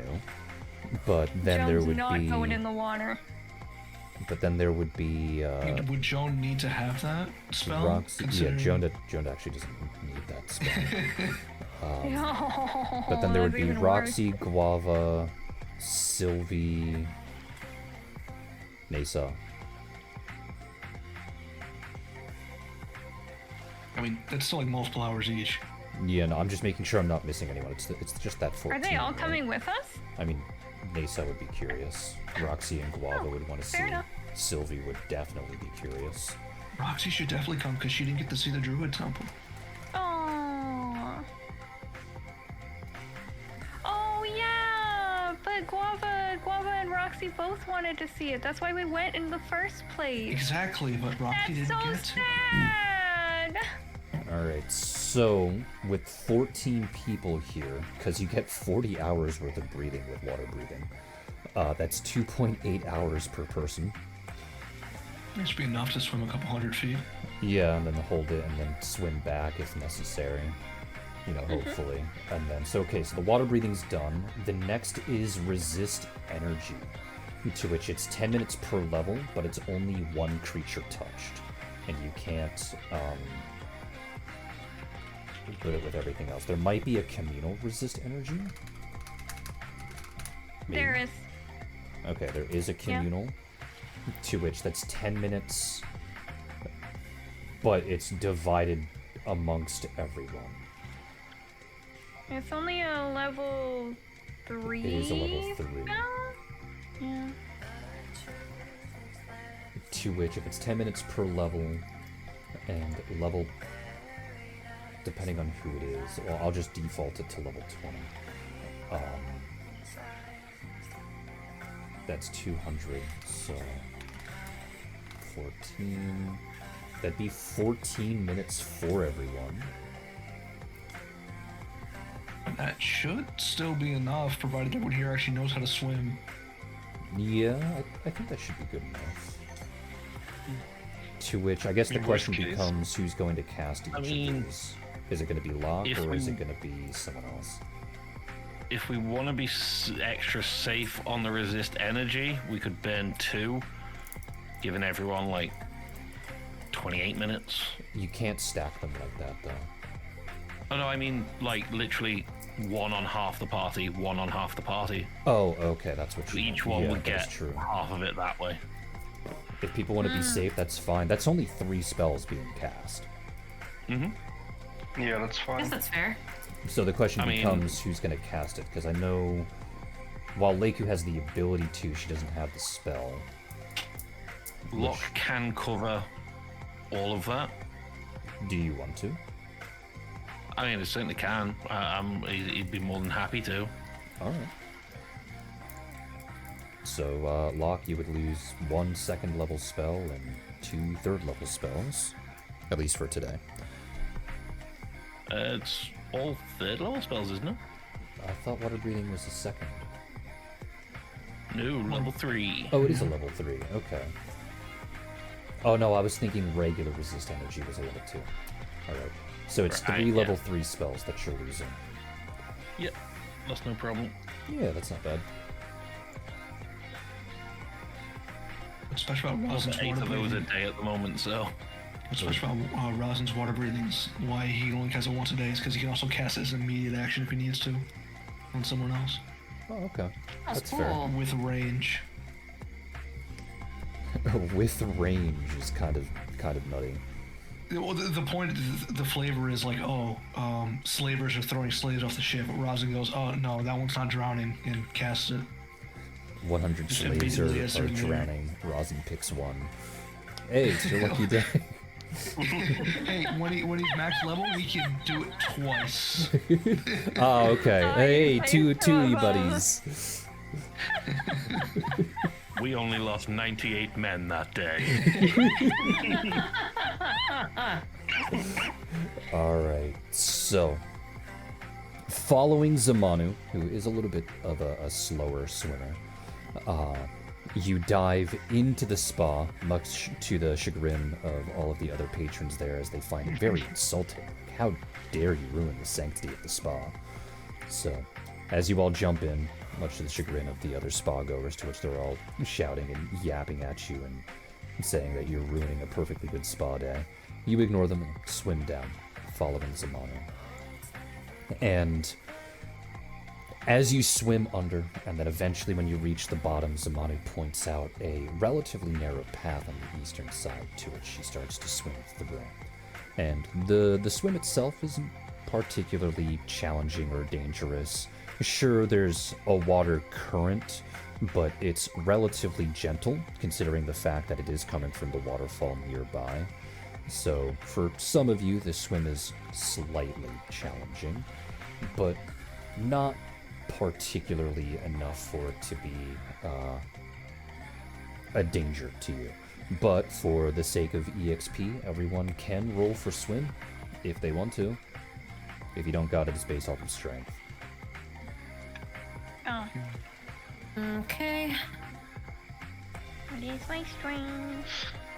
Ah, yes. My singular rank in swim. Hey, it'll come in clutch. I don't even have any. Like, I don't even got swim. You're doing better than me. Ross only has it because of had his just feet. one rank. Okay. And then. Hey, look at that damn. 20. Like, Damn. oh. Oh, look at you. You shit. swimming. Leiku, let's see.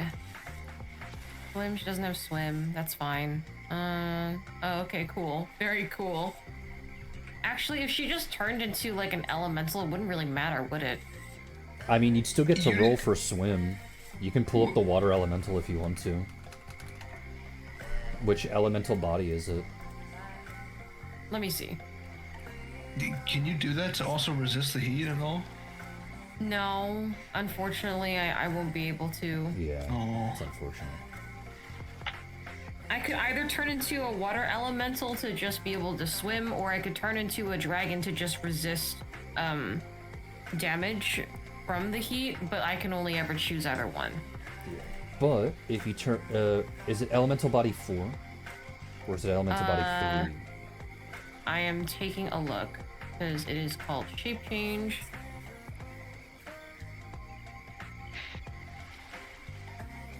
According to this, it is elemental body 4. Yeah. Okay, that means you would get 120 for your swim speed, and if you have a swim speed, you automatically get a +4 bonus, and then for every 30 above 30, you get another +4 bonus. So this would be 4, 8, 12, you get a 16 to your swim. Okay, and on top of everything else. Correct. And then since swim is based off of strength, you technically get a +2 bonus on top of that, because your strength is a +4. Okay. Yeah, so it's technically a +18 to whatever your current swim roll is.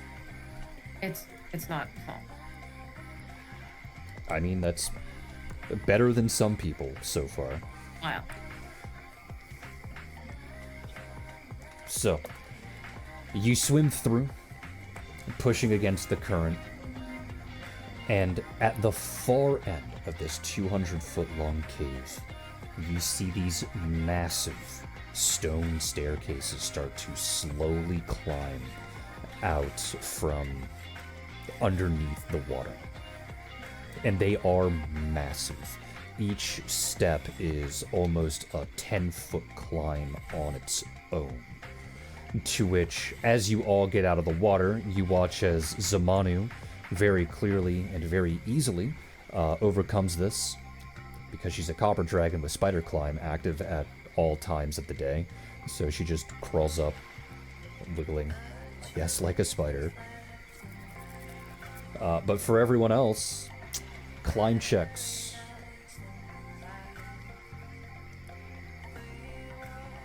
What Smile. if I don't have that? It's based off your strength. Leiku is just gonna turn into an air elemental and fly. Fair. Wait, can I just fly too Lazy then? ass. Oh yeah, you do have wings. Yeah, you can just fly if Yeah. you got wings. Wait, are my wings soggy though? It doesn't matter. It's Pathfinder. You're fine. Probably. Well, I shake them so they're not soggy then. Sure. Leiku turned into a water elemental, so when she's in the water, she is not wet. Or is she? Oh. Eyebrow Is wiggle. Right Climb just, check. Yeah, right no, just honey. She's looking always at his wet. 400 flight speed. 400 flight speed wife climbing. Like, sure. So I guess that would just be Katan's roll that I'm waiting for. I mean, Catan also has wings. Oh shit, he does. That's true. Then why did Everybody else if roll you here. have wings, then Reich has to have wings, right? Or am I wrong? No. Okay. So No, I thought Catan only has wings when he's raging. oh, that is true. Is Katan gonna rage? Yeah. I hate stairs. I fucking hate stairs. They're always up to something. Jesus. Making my Awful joints shit. creak. I don't like it. All right. So you all climb up the stairs. Wow. When you get to the top of the stairs, you see a set of massive stone doors, large enough for a dragon to walk through. They are currently closed, and they're actually pretty reminiscent of the spire that the Oracle resides inside. But obviously they're not as tall. They are twice as tall as what you would normally think these types of doors are, which means they are exceptionally heavy. So those with good strength check, where are Yeah, you? yeah. Not named Vidu. Here. Me. Hello. Present. Leiku can turn into a dragon. Would that boost her strength enough to make that matter? I can check. Otherwise, I have giant form. Giant form actually might work better. Yeah. I like how Leiku can just do this whenever the fuck he wants. She have a changed her question, so Shane. dumb. I have a question about a spell. Yes. Unseen Crew allows Rosin to summon shades that are capable of doing sailing tasks. Could he summon them to do basic tasks like open a door? No. If it's for sailing, Okay. then it would only be for sailing. Rip. Yeah. Okay. Just realized I also have transformation, so I can get a +4 bonus to strength. But I don't know what this spell actually does. I'm gonna be straight honest. It's not particularly great. The way Oh, thanks. the way that people actually use it. Where is it?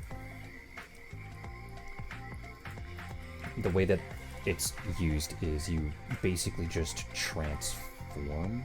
Oh wait, transformation, the 6th level Yeah, spell? transformation. Yeah, no, 7th level. You gain a +4 bonus to strength, dex, and con, +4 to AC, +5 to sport saves, and my BAB becomes equal to my character level. I was thinking something completely different. I thought it was it's this level 2 spell that gives you like a +4 to strength or dex. Oh, no, I got the biggie spell. Yeah, this one's actually pretty decent. This one would give you a +2 bonus. And the giant form would give you a +4 bonus to strength. And then due to your size, you would get another +4 bonus on top of it to help push open the door. But I guess everyone here can just roll for strength since, you know, EXP is EXP, Am I using my spell? if you want to. Does anyone want to Wait, rage? hey, Does anyone I want have- free rage? Well, You get a even bonus if- to your strength. I'll take it, sure. I've Why not? already rolled, but I have guess a fun. question. What's your question? Can alter self stack with transformation? No, because it's the same kind of bonus. Okay. Okay, well, one creature who wants rage, Rosin will cast inside. Well, not cast. Play his inside rage performance. I you believe are now Dadas raged. asked for it. Oh, okay. There you go, DeRoss. You get a bonus +2 to your strength, constitution, and a ton of other stuff, which doesn't really matter right now. Yeah. So it's a +1. Good job, Dadas. You get a +1 to your roll. Oh, great. Enjoy. I honestly thought it was gonna be a bit more, but I take it, thank you. Sorry that my music doesn't make you angry enough. Oh. You know what? That's fair. You don't get fatigued after. That's the benefit of it. Unlike most rage effects, you don't get tired after. Well, What? I sure hope for a plus when I'm not getting fatigued. Just waiting for Rosin's roll and Katana Lakers. I was looking through to see if there was anything he could do to make it easier, but he really doesn't really have anything for that. Oh, and what were you saying, So Katana? I'm just gonna roll for Leiku. Katana's not doing anything? Well, he's a dex build. I guess that's fair. I mean, I can. You can still He's try. me. You should still try. That's what Shane was saying. Yeah. You get the same Damn. strength, Fucking Stefan. goddamn Should be Locke. solid. Okay, Lot. Sure. The little rat is stronger than everyone. Okay, no. Yeah, you're stronger than everyone. You did better than anyone else. So, I like investigate the to bullshit. believe it's a situation where everyone's pushing, and it's kind of like a scale, with everyone pushing into it with all of their might. The force to open the door is just barely under, and Locke, being this small little rat, thinking that he can't help all that much, just goes, okay, you know what? At the very least, I can try and say that I can try. And he leans in, and his tiny little weight is enough to push the scale over, so when he leans against the door, it just flies open.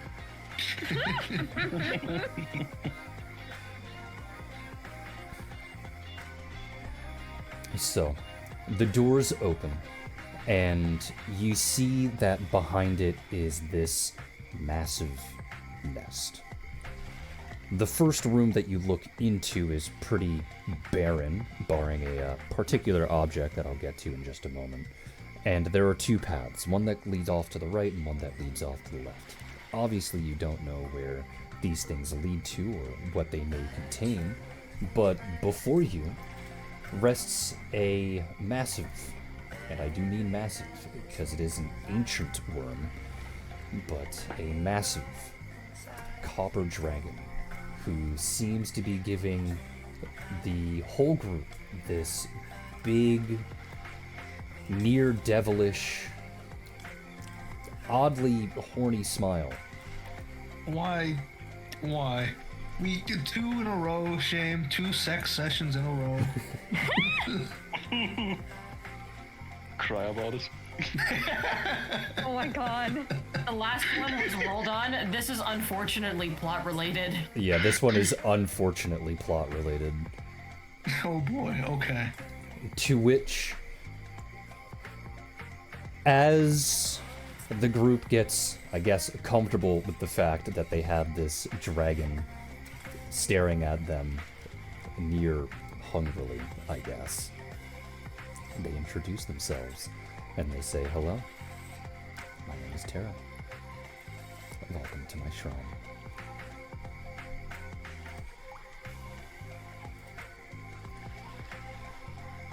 Looks at Zamanu.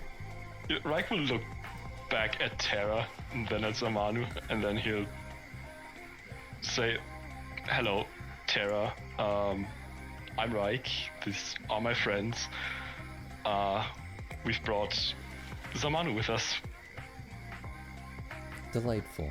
And they'll both give each other a nod. It doesn't seem to be all that warm and welcoming, or at the very least as warm as and welcoming as dragons can be. To which Zamanu happily waddles along.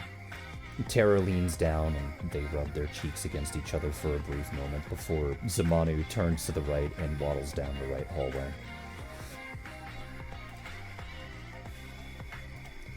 Oh, okay. Are you here Well, for the there she gifts that my goes. shrine offers? Yes, that would be Yes. the main purpose. Well, I unfortunately cannot allow that. Not unless I get something myself first. I mean, we kind of expected that. It's been that way for practically every dragon shrine, so.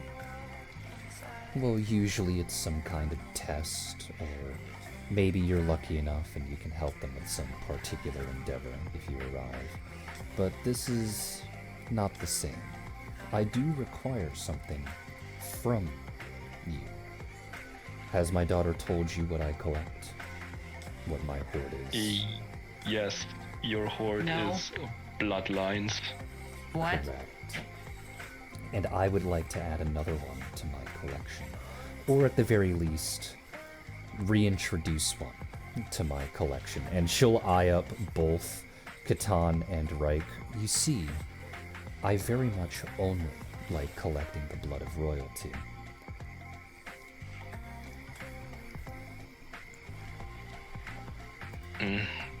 That leaves pretty few out of all of us. But, and she'll lean in, and Reich, your whole body will move from the force as she takes a very deep inhale, and you are forcefully shunted, I'll say like maybe 10 feet closer to her.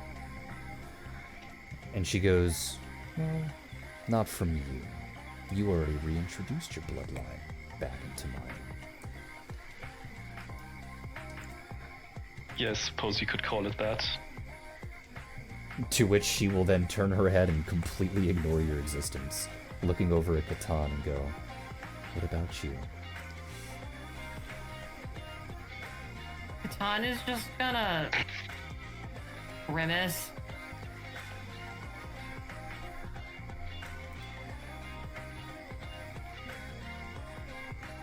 And then he kind of just looks at Reich and gives him that face like, do I have to? Reich will just kind of shrug back. To which Tara can see this, and she will go, of course, I will not force you. Though you cannot get what my shrine offers without it. Though, as I said, I do collect the blood of royals. Are there any royals among you? Well... And Reich will look over to Leiku. Hold on, this is Catan right now. Okay, yeah. What Continue. is Catan right now?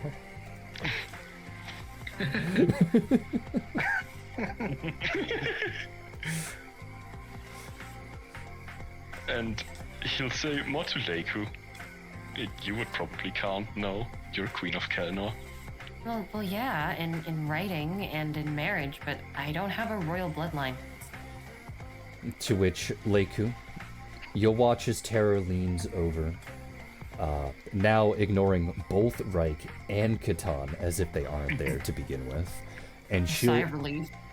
she'll inhale deeply, to which, I guess you're smaller and lighter, so instead of being dragged 10 feet closer, you get dragged 15 feet closer. And she'll go, well, I beg to differ. What? What is that? And the dragon will just start making, I don't know, kissy faces at Leiku, bouncing her eyebrows up and down. Lego kind of looks at her and the rest of the party, and then looks at her. And she thinks about this for a moment. And she goes, okay, sure. Perfect. Come with me. And also come with me. And the dragon will turn around and go Okay. down the left hallway. Okay, she'll turn back to the rest of the party. I don't know how long this is gonna take. Lysandra just gives her a Well- thumbs up. Take your time. No, I'll It's try and be alright. Oh. quick. Actually, no. Okay, bye. Casts cat's grace on her while she leaves. Have fun! As Leiku runs off to follow Tara, you watch as Zamanu waddles back towards the group, and she's holding a book in her mouth. To which, when she gets towards the group, she lays it gently on the ground, directly in front of Reich. And Reich, as you lean down, you pick it up, and you see that it is a spellbook, a rather powerful spellbook. And as you start to thumb through it, I would like you to go ahead and roll either Knowledge Arcana or Spellcraft, whichever is higher. Knowledge Arcana. None of that. Spellcraft. None of that. Nope. No ranks in either. Don't have ranks in either for your spellcasting class. Nope. Okay. Well, I haven't been a spellcasting class for 20 levels. So would just be straight int. Need help reading that thing, buddy? Yeah. We'll find out depending on what he rolls. It's not bad. For +2, it's not bad. For a +2, that's not bad. You read through it and you realize that it is a spell of some kind. You can't figure out what it is. And it's clear that she gave it to you for a deliberate purpose. But then I need you to roll a Fortitude save. And you know what, Leiku? You can also roll a Fortitude save. Okay. Wink, wink, wonk.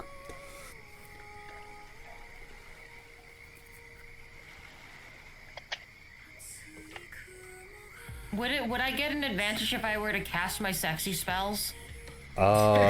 Sure. Give yourself a +4 bonus. Yay! Like who has lots? Yeah, I'm sure. Part of her class. Part of her class, not any player choice in that. No influence from you, the player. I mean, of course there was influence from me. I made the character. But her entire, build has been, built for this. She's supposed to be a honeypot. If you transform yourself into a dragon, I think you get another +4 bonus due to the con increase. Oh, I guess that's fair. I do get Form of the Dragon. Form of the Dragon 3, let me take a look.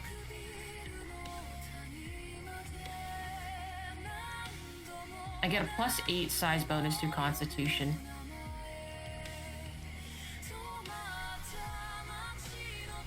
8, and then 4, and then my Fortitude save. Okay.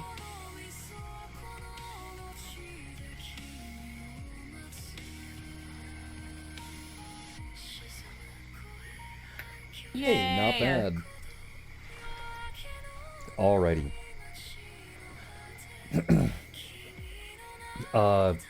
Reich, do you have knowledge psionics? Ranks in knowledge psionics? I don't think so. Okay. Oh my god. Then Catan, go ahead and roll. Oh, I have a singular rank. Okay.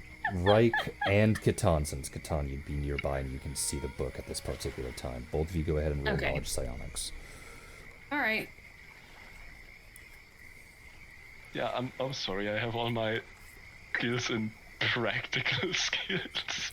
Sorry that you are just a terrible, terrible character. You put all your ranks in practical skills that you cannot currently use, and the ones that you do need to have no ranks in. Yeah, sounds real practical. Catan has an obsession with killing cultists, as you can see. So, Reich, you don't particularly recognize much of the writing on the book, but Catan, you immediately do. You can tell that this particular spellbook is not a normal spellbook, or at the very least doesn't come from a normal origin. It comes from a rather abnormal or otherworldly origin. In other words, it is definitely in relation to the old gods. Okay. So as you take the book out of Reich's hand, because you see that Reich seems to be affected by something, you can go ahead and roll for perception, I guess, if you want to make sure to see if there's a connection between the two. 39? Alright, you would see that there is no connection. It just seems like he has some kind of sudden sickness, but it's not from this spellbook. Ah, okay, sudden skill issue. It's okay, don't worry. Okay. And as you look at it, I presume Catan would ask, what the spellbook is for to Zamanu and whatnot. Mm-hmm. To which she would answer that it's a spell that would probably be needed quite soon, and as if on cue, You hear just the loudest of horny moans from around the corner on the left side. From both Leiku and Terra. And they just Why? don't stop. What? What do you mean, Why what? would?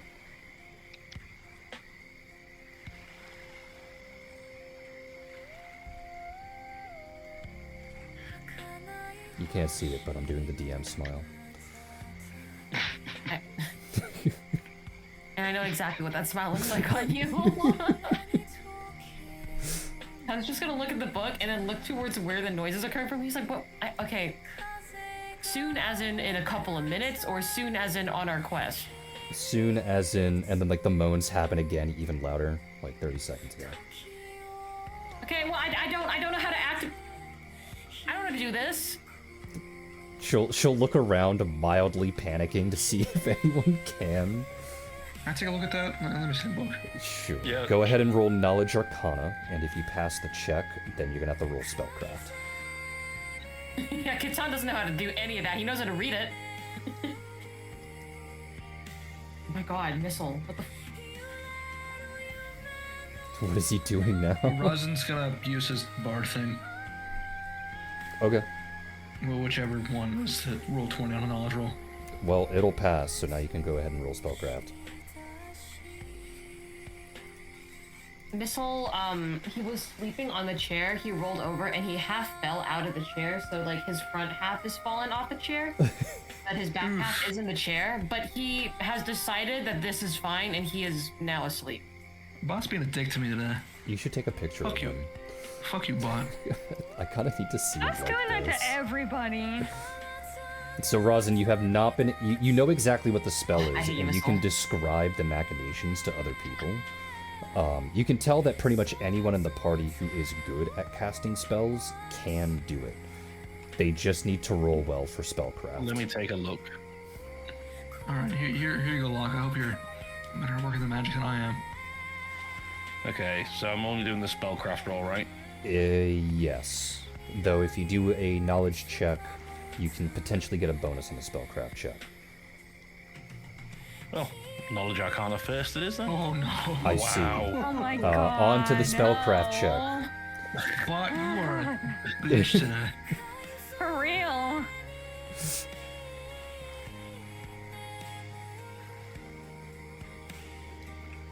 There you go. Alright, you have now gained the ability to do so, though because you are an alchemist and you were pulling this from a spell book, you do have to roll craft alchemy to put it into a spell. Granted, the DC is super low. As long as you don't nat 1, you're fine. And then you can just smash it against the ground and the spell will activate. Almost a nat 20. Well, do we know what the spell? Okay, all right. I was told this had to be cast. It's being cast. So, I do find it hilarious that the nat 1 happened. But at least it happened on the knowledge check and not the actual cast. As soon as you're done brewing the potion, which takes... I think for you it's a standard action now, right? With all of your Yep. bonuses? So it takes about 6 seconds for you to, like, shake everything. And it legitimately feels like you're racing against the clock as the moans just get more and more horny and louder and louder. And then you finally smash the potion against the floor. And you all watch as this aura, this faint green, sickly green aura, just immediately balloons around all of you. And the sound turns off. Oh, And Zamanu just relaxes by Zone is silent. Zamanu relaxes by splaying out on the floor, and she goes, "Oh, fucking finally." Pets her head. Good job. why couldn't you have just said that? What is this spell and why is it old god related? Isn't Zone of Silence kind of standard or is it something else? It is something else entirely. It is blocking all noise from entering, it's blocking all noise from leaving, and it also removes your presence from the area. Oh. Interesting. So Wait, we're just did somebody hiding in, mention like, that it was old thing god area? related? Yes. Catan would have mentioned it, yeah. Okay. But Lysandra's look like she wants to burn the book at this point. to answer Catan's question, it's not like you're removed from the plane of existence. It's not like it's a pocket dimension or anything. It's just such a strong anti-divination spell on top of whatever else it does, that you simply cannot be seen, cannot be heard, cannot be perceived, stuff like that. Can I see who wrote this book? Yes, you make another Knowledge Arcana check. Okay, alright, Arcana. And just hope there that we you go. don't nat one this time. I got 2 1s. You see that the person, or rather creature, that wrote this book is Darene himself.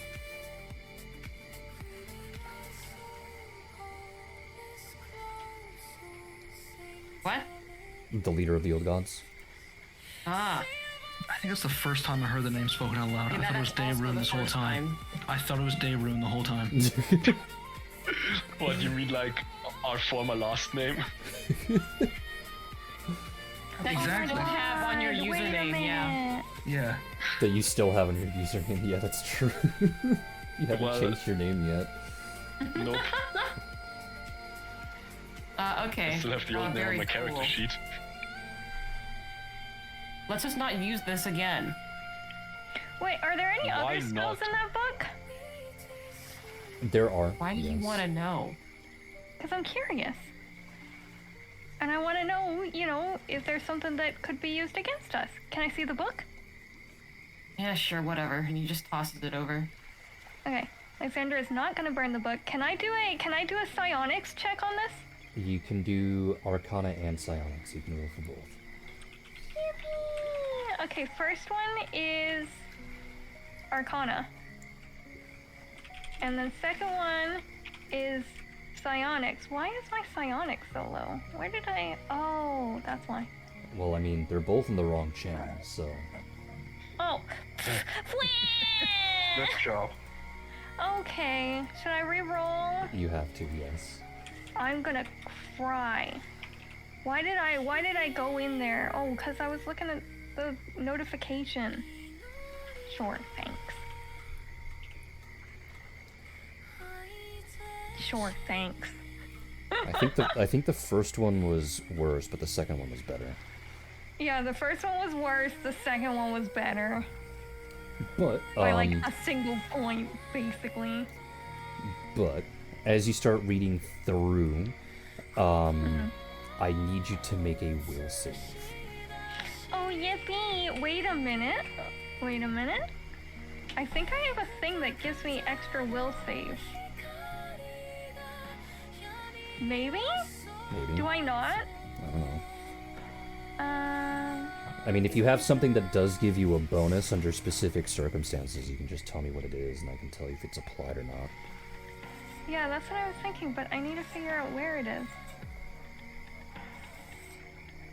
Did I remove it from my fucking sheet? Maybe it's already applied into the will save, and you just removed it from your feat section. Yeah, it is, because there's a note here that says armor on it.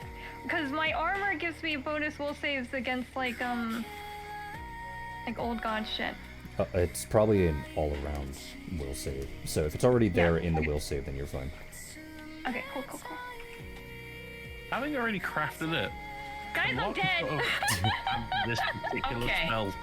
So everyone watches as Lysandra is going through this book, and as you're learning what is here, you see that a lot of the spells here, it's not that they're necessarily new, but they are certainly dangerous because it's combining a whole bunch of different spells together. For example, there's a spell in here that functions like a combination between Chains of Light and Fireball, where the Chains of Light activates first in an attempt to pin them down, and then the Fireball activates, which in context makes this incredibly dangerous because if you are considered helpless, you are denied a reflex save, and if you are denied a reflex save, it's treated as if you nat 1, meaning the damage is Oh, doubled. great. things along that nature. And to you, everything is perfectly fine. And then suddenly the world's black. To everyone else, everything's perfectly fine. And then suddenly Lysandra passes out. I tasted the forbidden knowledge. And then, Leiku and, Reich, go ahead and roll another fortitude save, because it's funny.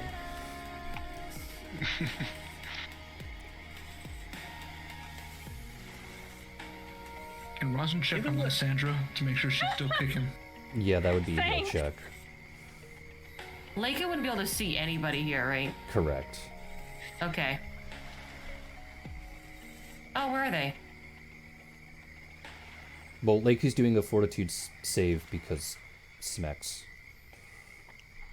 Yeah, I know. I'm just saying that's what Leica would say. Oh, we never Would she said that you even were done. notice? Would she Well, be too involved? why would you? No. Aren't you in a You go, different room? where are they? I don't really know. Anyway, round Anyway. 2? Anyway, round 4. I don't really see them.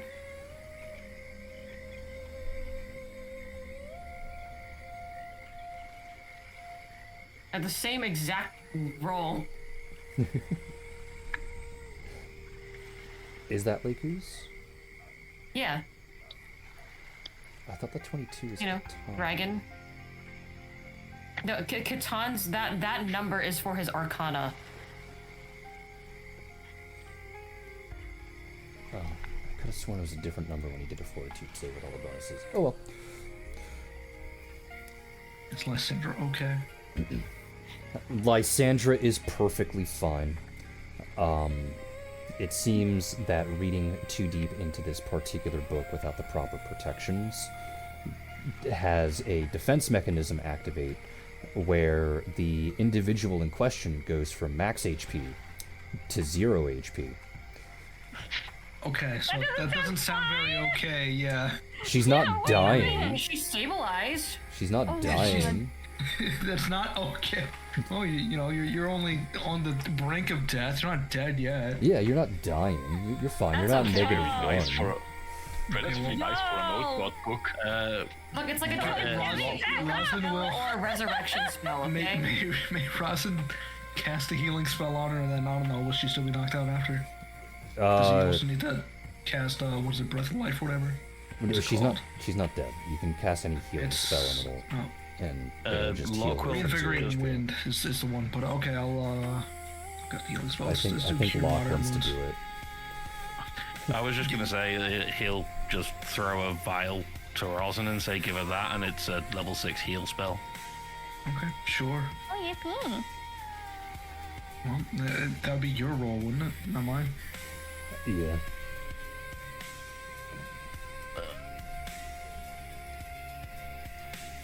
While all of this is going on, and we're waiting for Locke's healing roll, Reich, you immediately hitch over, going down on all fours, like right down to your hands and knees, I don't as think you there's a start to roll involved retch with this one. again and again. And at first people think, oh, okay, he's sick, he's about to throw up. And then as everyone starts to scramble to try and help, they pause for a moment, because it doesn't sound like a normal puking. It's the sound that cats make when they're about to cough up a hairball. Oh, okay. So no, it's not a heal. It's not a roll. It's literally Yeah, heal. just 150. 10 points per HP. level. It's 10 Yeah. point per caster level, up to, I think To a it's... maximum of 20, 15. yeah, Okay, so Oh, it's 150. max? Yep, Yeah. max of 150. Oh, max 150. There we go. I thought it was 200. Okay. That's when you go to mass. It's Yeah. 250 for mass, but I don't get mass. Okay, that makes sense.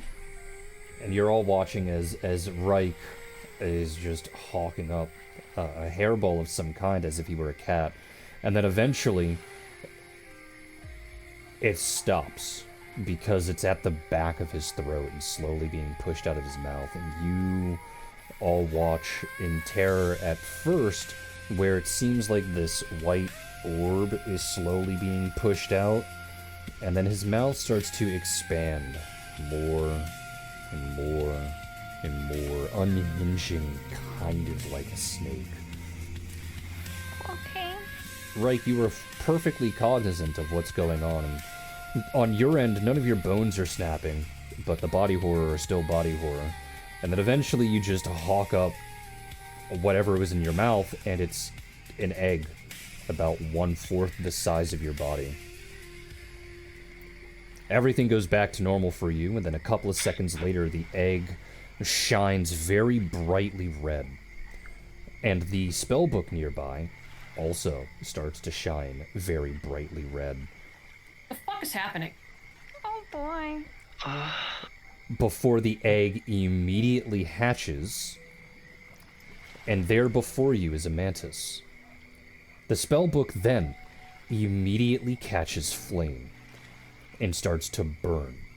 But yet, despite the fact of this area that you're in and no wind, the flames and all of the ash and smoke seem to direct itself purposefully towards this mantis as it begins to grow and grow and grow.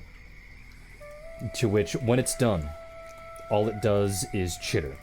To which everyone else here wouldn't know what it's saying. But then it would say, "Hello, master. How can I serve you?" What the fuck? Lysander just lays down and goes back to sleep at this point. He's Knocks herself still on out. his hands and knees, and he just turns his head up and just says, "Hello. What are you?" To which What it answers. To which it answers that it is you, and that it is here to serve you in whatever terrible, awful, evil endeavors that you may or may not have. For you are a servant of Durini, and therefore so is it. I'm really not. I mean, I guess I was, but I haven't really done something evil for like a decade. No, you are. I'm really. You're evil. It's okay. I know. Okay. And it'll just Are we nod just its head. watching Reich speaking to this mantis while we don't hear anything in return? Yes. Well, you hear chittering in return. You just don't know what it's saying. Is Reich also speaking in Mantis chitter? No, you're speaking in common. Okay. Right. I guess if your enemy gives you a sword, you don't throw it away, you sharpen it, and you return it point forward. Its head will Anyways. turn towards the group and go, "Shall I eat them?" No, these are my friends. We don't eat friends. Oh, they're your allies. Catan, is Okay. this a dragon thing, Catan? Is this part of the temple, the shrine here? No, I think he lost it. So, Crimson, can I call you Crimson? Okay. I wasn't prepared to give you a name. Okay, my name is Crimson. And then we'll look at the group again, and then back at Catan. Right. And then at the group again, and then back at Reich. And go, "I And you will can't eat just them." start introducing the group one by one, say why they are extremely important to him, and why she's not allowed to eat any of them. To which, as the mantis listens, it'll just go, "Okay. Okay. Okay. Very useful tool. Okay. Not very tasty. Okay." Hey, Well, at right. least it's polite. Right. Awesome. You Thanks just for being give so understanding. Yes, Razan? What the fuck? Reasonable response. Reich will just slowly, very slowly turn his head towards Razan, stare at him for like 5 seconds.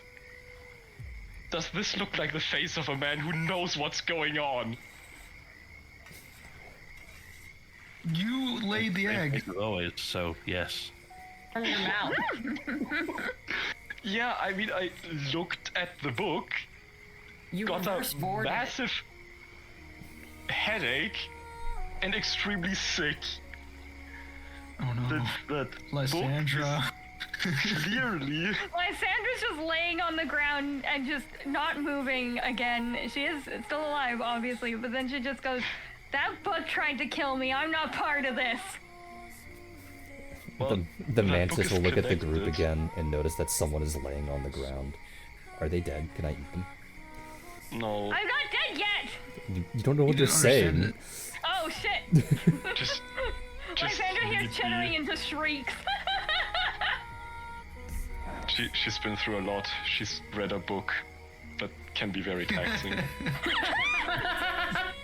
Oh, poor girl. She got educated. Yes, that was our master's book. I didn't That's what like gave it. me power. Yeah, I thought so.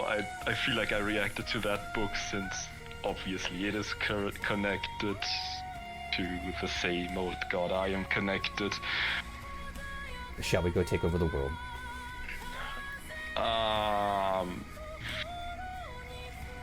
No. Why? I kind of still want to live in this world. I don't want to take it over. That doesn't sound very evil. I mean, I keep telling you I'm not. Yes, you are. No.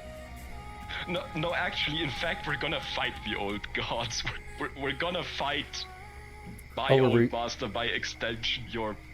We're What? gonna usurp the other old gods so that we can have all the power to ourselves? Okay. Yeah, I mean, if you wanna see it that way, I mean, I'll just do it so the world doesn't, like, end. That you sounds know, very because- evil that we're gonna kill all of the other old gods so that only our old god is left. No, we're gonna kill that one too. Huh? Yeah, no, obviously. No, I don't believe you. Okay. Well, you're gonna believe it once you see it. No, I don't think so. Anyways, do you like need something to? You do need to eat, right? You're not just here now. I don't know. Okay. I guess we're gonna find out a whole lot about you. Hooray! This is like the most confident, confused mantis I've ever heard. Well then, I look forward to working with you. And he reaches out his hand to, I guess, one of her claws. How do you call the mantis forearms? Actually, what are they called? Do you know, dear? Forceps. Me. Are they called forceps? Yeah, they are. Oh, okay. Hooray, Rosin I knew. guess- I didn't. So I guess he's just gonna carefully reach out his hand to one of her forceps and shake it. Like the most awkward handshake in history. Samanu, do you know what's going on? Zamana will look at it and go, oh. I'm the one who brought the book. The book was just for silence.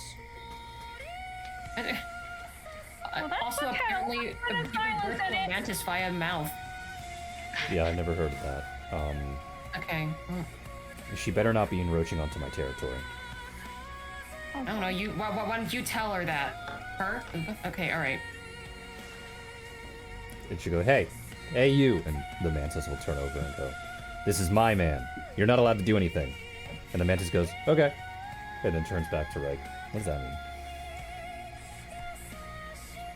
mean? Nothing to you. I mean, you can't just ignore that because you don't have those thoughts. It's fine. Okay. And despite not having a mouth, you can clearly tell that there's just this basil-looking smile on her face, with her eyes drifting apart. I feel gray matter leaking out of my ears. And Reich will look over to Zamanu and say, don't worry, it's very complicated. She says she's a part of me, and she's also very, very stupid. Oh, so she's a manifestation, because you're a key. Okay. Looks at Ross and, hey, she explained it. Yeah, except I don't speak mantis. No, Zamanu explained it. Oh, Zamanu said that. Yes. Yeah, you know, should we be keeping this? That book was bad. You know, I read it. It was bad. It was really bad. Should we be keeping a thing connected to the old gods that just ate the bad book with us? Why are we not killing this thing? We have several people linked to the old gods. I'm sure You it's see, fine. Yeah. This mantis is actually just Reich, but a different version of Reich. An evil version of Reich? No, a different version of red! Reich. Look Look at them. at They kind it! of look the same. They both are kind of What stupid. the hell does that mean? Jesus Christ. Yeah, come on. God damn it, That's come Lysander. out at some point, guys. I'm sorry. Fucking hell. Every session, a new racism. Can we just let it die to the book next time? God damn it.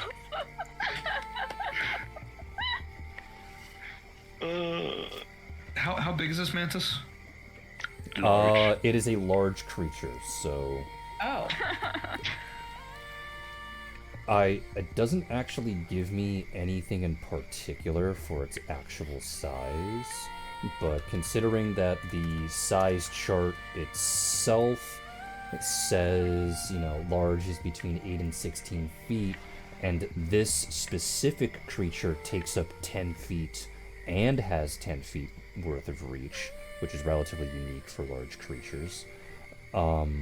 It's probably like 12 to 14 feet tall. Oh no, no, no, no, no, no, no, no, no. So, I can don't double like check. that.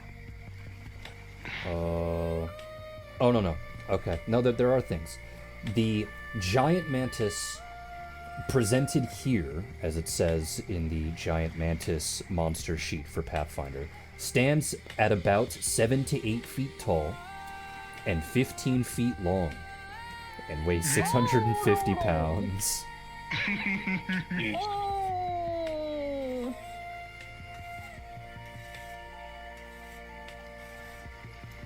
Okay, but we kill it if it gets out of hand, right? Right? he won't. Are you sure? He'll listen to me. I As- just told her she's not allowed to eat you. As I mean, that's good. I like that. As the two of you are going back and forth, Lysander, you look over at the mantis and you see that when it blinks, its eyes do not blink at the same time. Lysander just squints at it and then looks back to Reich and goes, okay, but if it actually gets out of control, we need to kill that thing. Lysander, that's even worse than me saying if Poppet goes out of control, we have to kill it. If Papa goes out of control, I would fully expect people to kill it. Papa's not evil, though. Papa's died like 10 times already, just passively. Leave Papa alone. That was a mistake because of the seat, okay? He didn't have his damage reduction. Anyways, Papa's not even involved in this anymore. If Joan gets out of control, she's out Papa, we kill Joan. No, just, you know, if it's evil, we have to get rid of it. It's Anyways, God. I don't know a lot about manifestations, but I think if you kill her, you kill like a part of my soul or something. Oh, why'd you You have got to one of say those? that now? What do you mean, do I got one of those? Yes! You motherfucker! I don't want to kill anyways. you, but you know, I mean, it was old god, and we don't do the old gods. We don't do the old gods. It's Just- fine. I mean, again, multiple people with us are linked to the old gods. If Yeah, Reich you says it's don't fine, have sure no- it is. If you want to kill None that of them thing, have then a you mantis probably just want to pop kill out of Reich. their mouth and eat an evil book. If your enemy gives you a sword, you sharpen it and return it to them point first. Sounds good? Yeah? Yeah? Lysander does not look convinced, but she's just nodding. Yeah? Anyways, if somebody of you knows about manifestations, I would be glad to learn everything I need to know. Can anybody do a roll to know about Does anything about Lysandra knows manifestation? psionic shit, I guess? I don't even know if a roll would even be able to explain that, because this would be very esoteric knowledge. Yeah. And it's More not than something likely that you can Catan, I just like, guess. and it's not something that you can just glance at and go, oh, okay. What yeah, about no, no. Nasa? Nasa wouldn't know either. Because Nasa wouldn't is have this seen thing this. at least a living creature? Yeah, Okay. she can see it. Okay, but I mean, She can also speaking of, understand it, you know, by the way. Oh, That's great. is that a racial thing or is that special because of who Nasa is? It's a racial thing. Wait, you mean it speaks Thai-Kreen? Leiku Yeah. speaks Thai-Kreen. Yeah, but Leiku's not here right now. She's getting laid. I know, that's why it's frustrating. By the way, Leiku Well- can go ahead and roll another fortitude save. Okay, thank you. Alright. Okay. So Oh no. to That's one crushed pelvis. That's fine. Oh. What Death is by with snooze. these nat ones today? we have good healers. At the very least, today's a roleplay session and not a combat session. But the experience. I know. I want a level. So We've had a lot of things, rolls, so I'm sure we'll be things that are fine. connected to that book. Having created it, can Locke recreate the this effect that of the spell that was used, or not? No. You would need the spellbook Damn. for it because of how unstable the thing actually is. Got eaten. You know, it's a yeah. shame. That book would have been really useful. Since it absorbed the book, do you think it can cast the spells? It Yeah, tell cannot. it to like do something. But it can do Look at something her. cool, to which, after being asked that particular question, because it can't understand you, it just can't speak the language. It decides Oh. to strike a pose, but the pose is rather terrifying as it holds out its its front claws and extends its thorax, opening it up to showcase the full spread of its wings. To which, to everyone else, it sounds like it's making this ear-piercing screech, trying to sound intimidating. But to Catan, and I guess by extension Nasa, it's just going rah. You mean to Leiku, but Leiku's not here. Well, that's why I No, said right, Nasa, because probably. Nasa is here.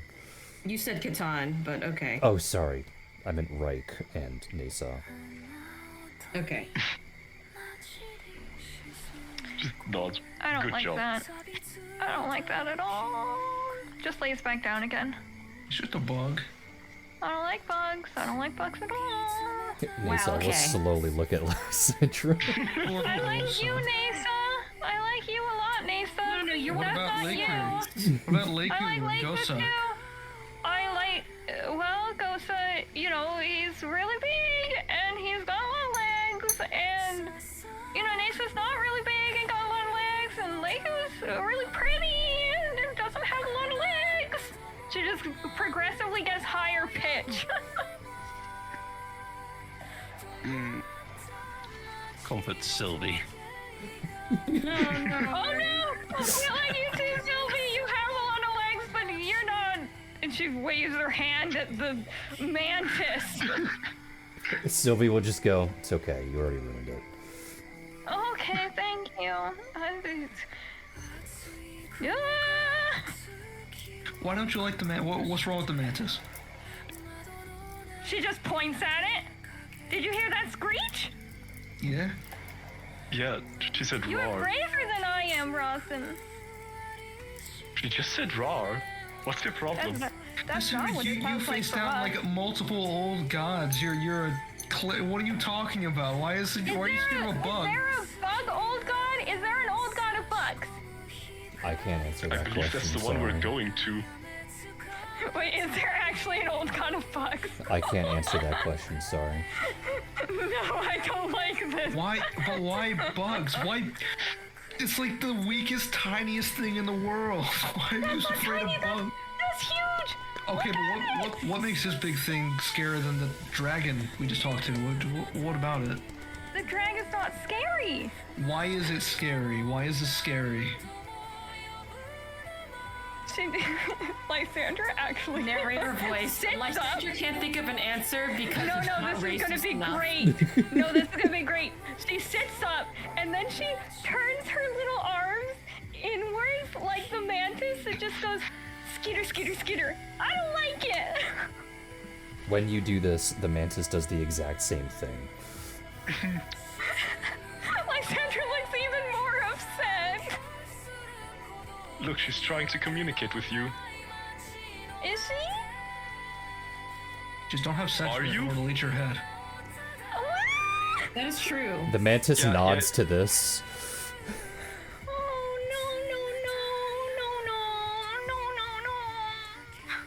no. What do you mean? No. Why are you planning to have sex with her? I was not. The mantis nods their head to this again. Oh, I'll get used to it. I'm sure. I mean, it's fine. Look, it's fine. big, it's red, it has claws, it is just a large lobster. That is all it is. What? Once again, the mantis nods to this. Just think of it like a lobster. Is that easier for you? Don't we eat those? Exactly, yeah. Lobster. Are you afraid of lobsters? If it's giant, I might be. You would be afraid of a giant lobster? You're a Yeah. wuss. Oh my God, what? Different. This is not different. I have no idea what your issue is. This is a weird situation, but it's not a scary situation.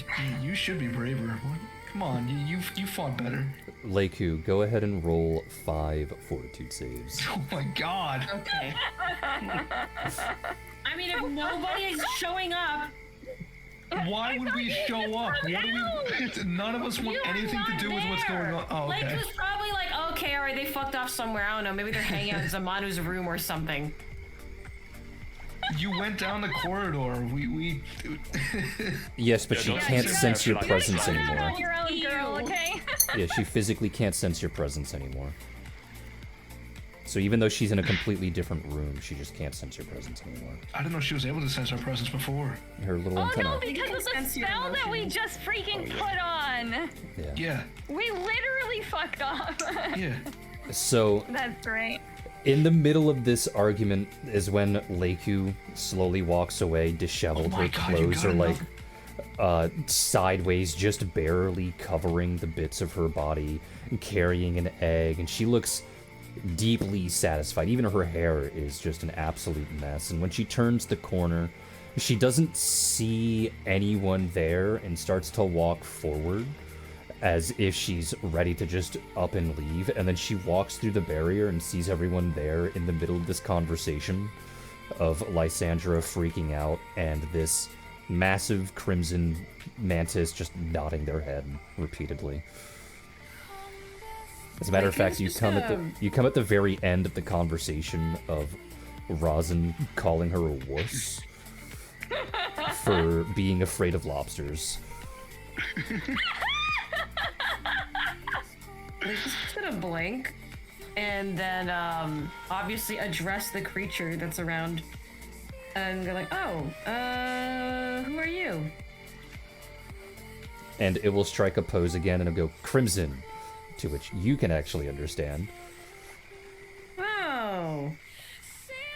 Did Reich name you? Yeah, I'm evil. Yeah, I can tell. And she'll just reach her hands up and pet the man. Oh, is it your good... Looks around. Good girl. Of course, the mantis will be immediately placated by this. Wow. We're just talking about how evil they are because they got manifested by Reich.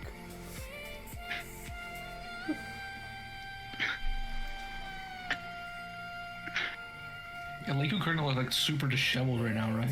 Yeah. Yeah, also holding an egg. Rosin will reach into his jacket. You need something to drink? Oh. Did it healing? Yes, please. Thank you. If you have anything. It's just water. Yeah, water will be great right about now, actually. All right, well, there's your flask. Yeah, you need healing, like Lysandra said. Oh, I think I've broken a bone, but that's okay. That's not okay. That's not okay. Lysandra just uses, because she's also hurt at this point still. She just uses channel energy so that she heals herself and Leiku. And blessedly doesn't use it on the fuck mantis here, because she's The mantis is gonna alive. be nice. Well, I assume you're doing that because you think cultist stuff, yeah? Yeah. That's No, why I'm not targeting the mantis, even if it, she doesn't know. its alignment is true neutral, and its derivative is okay. based off of Reich. So even if you were to that's use nice. positive healing, Yeah. it wouldn't hurt it. Oh, okay, well. Anyways, Lysandra heals. Thank you. Do I need a roll?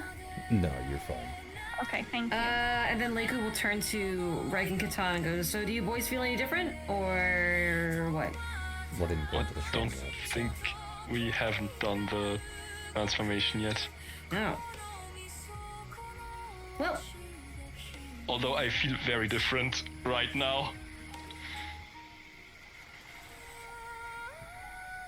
He because threw of up your an egg. mantis. Terra Yeah. will turn the corner not long after that. And while she can't see you, the way that she talks makes it clear that she's very used to this. And she'll go, okay, everything's done. You're free to enter the shrine. It's over here on the right, and she'll walk in that particular direction. Dripping liquid. Why?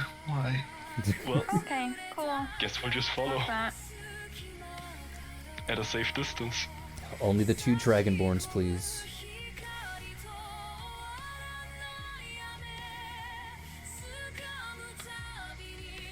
Clap, clap, clap. What? Hee, hee, hee. And Zamanu, I guess. Yeah, and Zamanu. Zamanu goes up another age category, and now the Dragon Disciple bonuses. So the both of you get to go ahead and roll for HP again Alrighty. for Dragon Disciple, to which it's a D12 in case you forgot. Mm-hmm.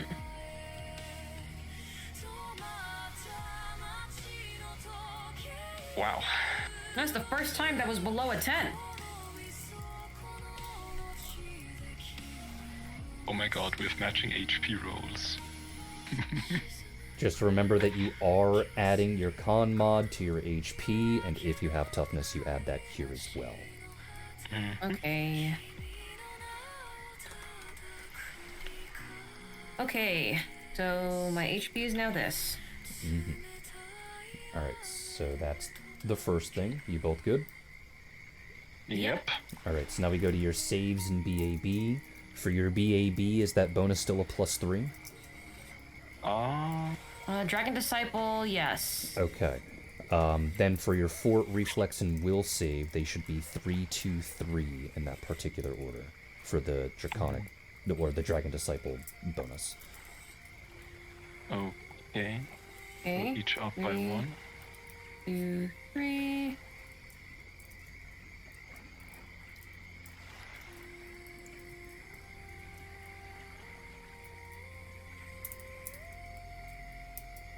Okay. Alright, and then once those are put in, you get a feat from the draconic bloodline itself, which means you get to pick from one of these. So give me just a second to put it here. Okay. So you get to choose between any of those.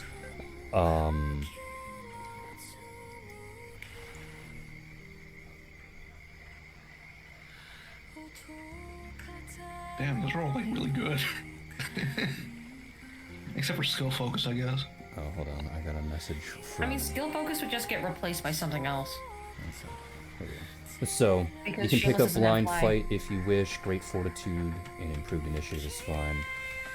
I know you're both dex builds, so I'll allow power attack to be Piranha Bite instead if you so wish.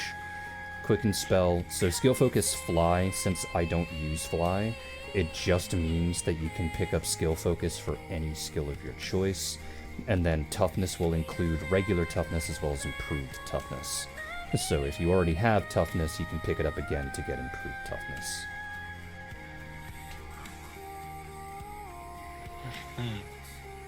And I think Catan already has improved toughness, right?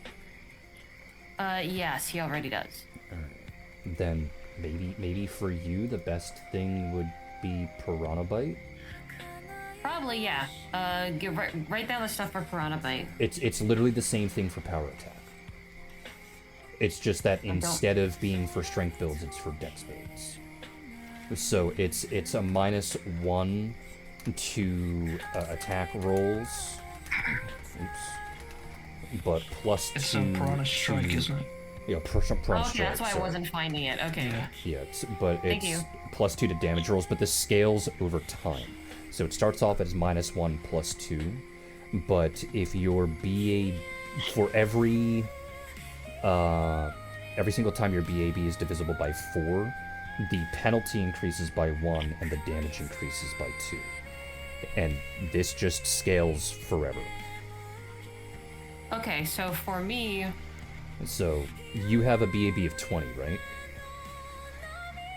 I have a BAB of, 20. Okay, so -1 at the start, and then 4 would be -2, 8 would be -3, 12 would be -4, 16 would be -5, and then 20 would be -6. So you would take a -6 penalty. -6 to hit, but... And then you get a +12 bonus to damage. Alright. To which Okay, you should probably, got it. like, write it on your sheet to just have it on all the time, where you have a -6 to your attack melee, which sure would change Yeah. around the numbers and everything else, and then you add +12 At the end of my string, yeah. at the end of your damage string, to which you can call it P-Strike instead of Piranha Strike if you want to shorten it. Yeah. Alright, I'll just do that number crunching stuff.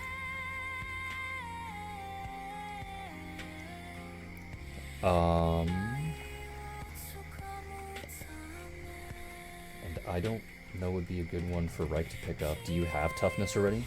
No, I just take improved toughness. Do you have toughness already? Yeah, I have regular toughness. Okay. So then you can pick up improved toughness, to which this will give you 1 HP for all current levels. So you should be 24 plus 5 now, right, for your level? Yes. So you would just automatically gain 29 HP.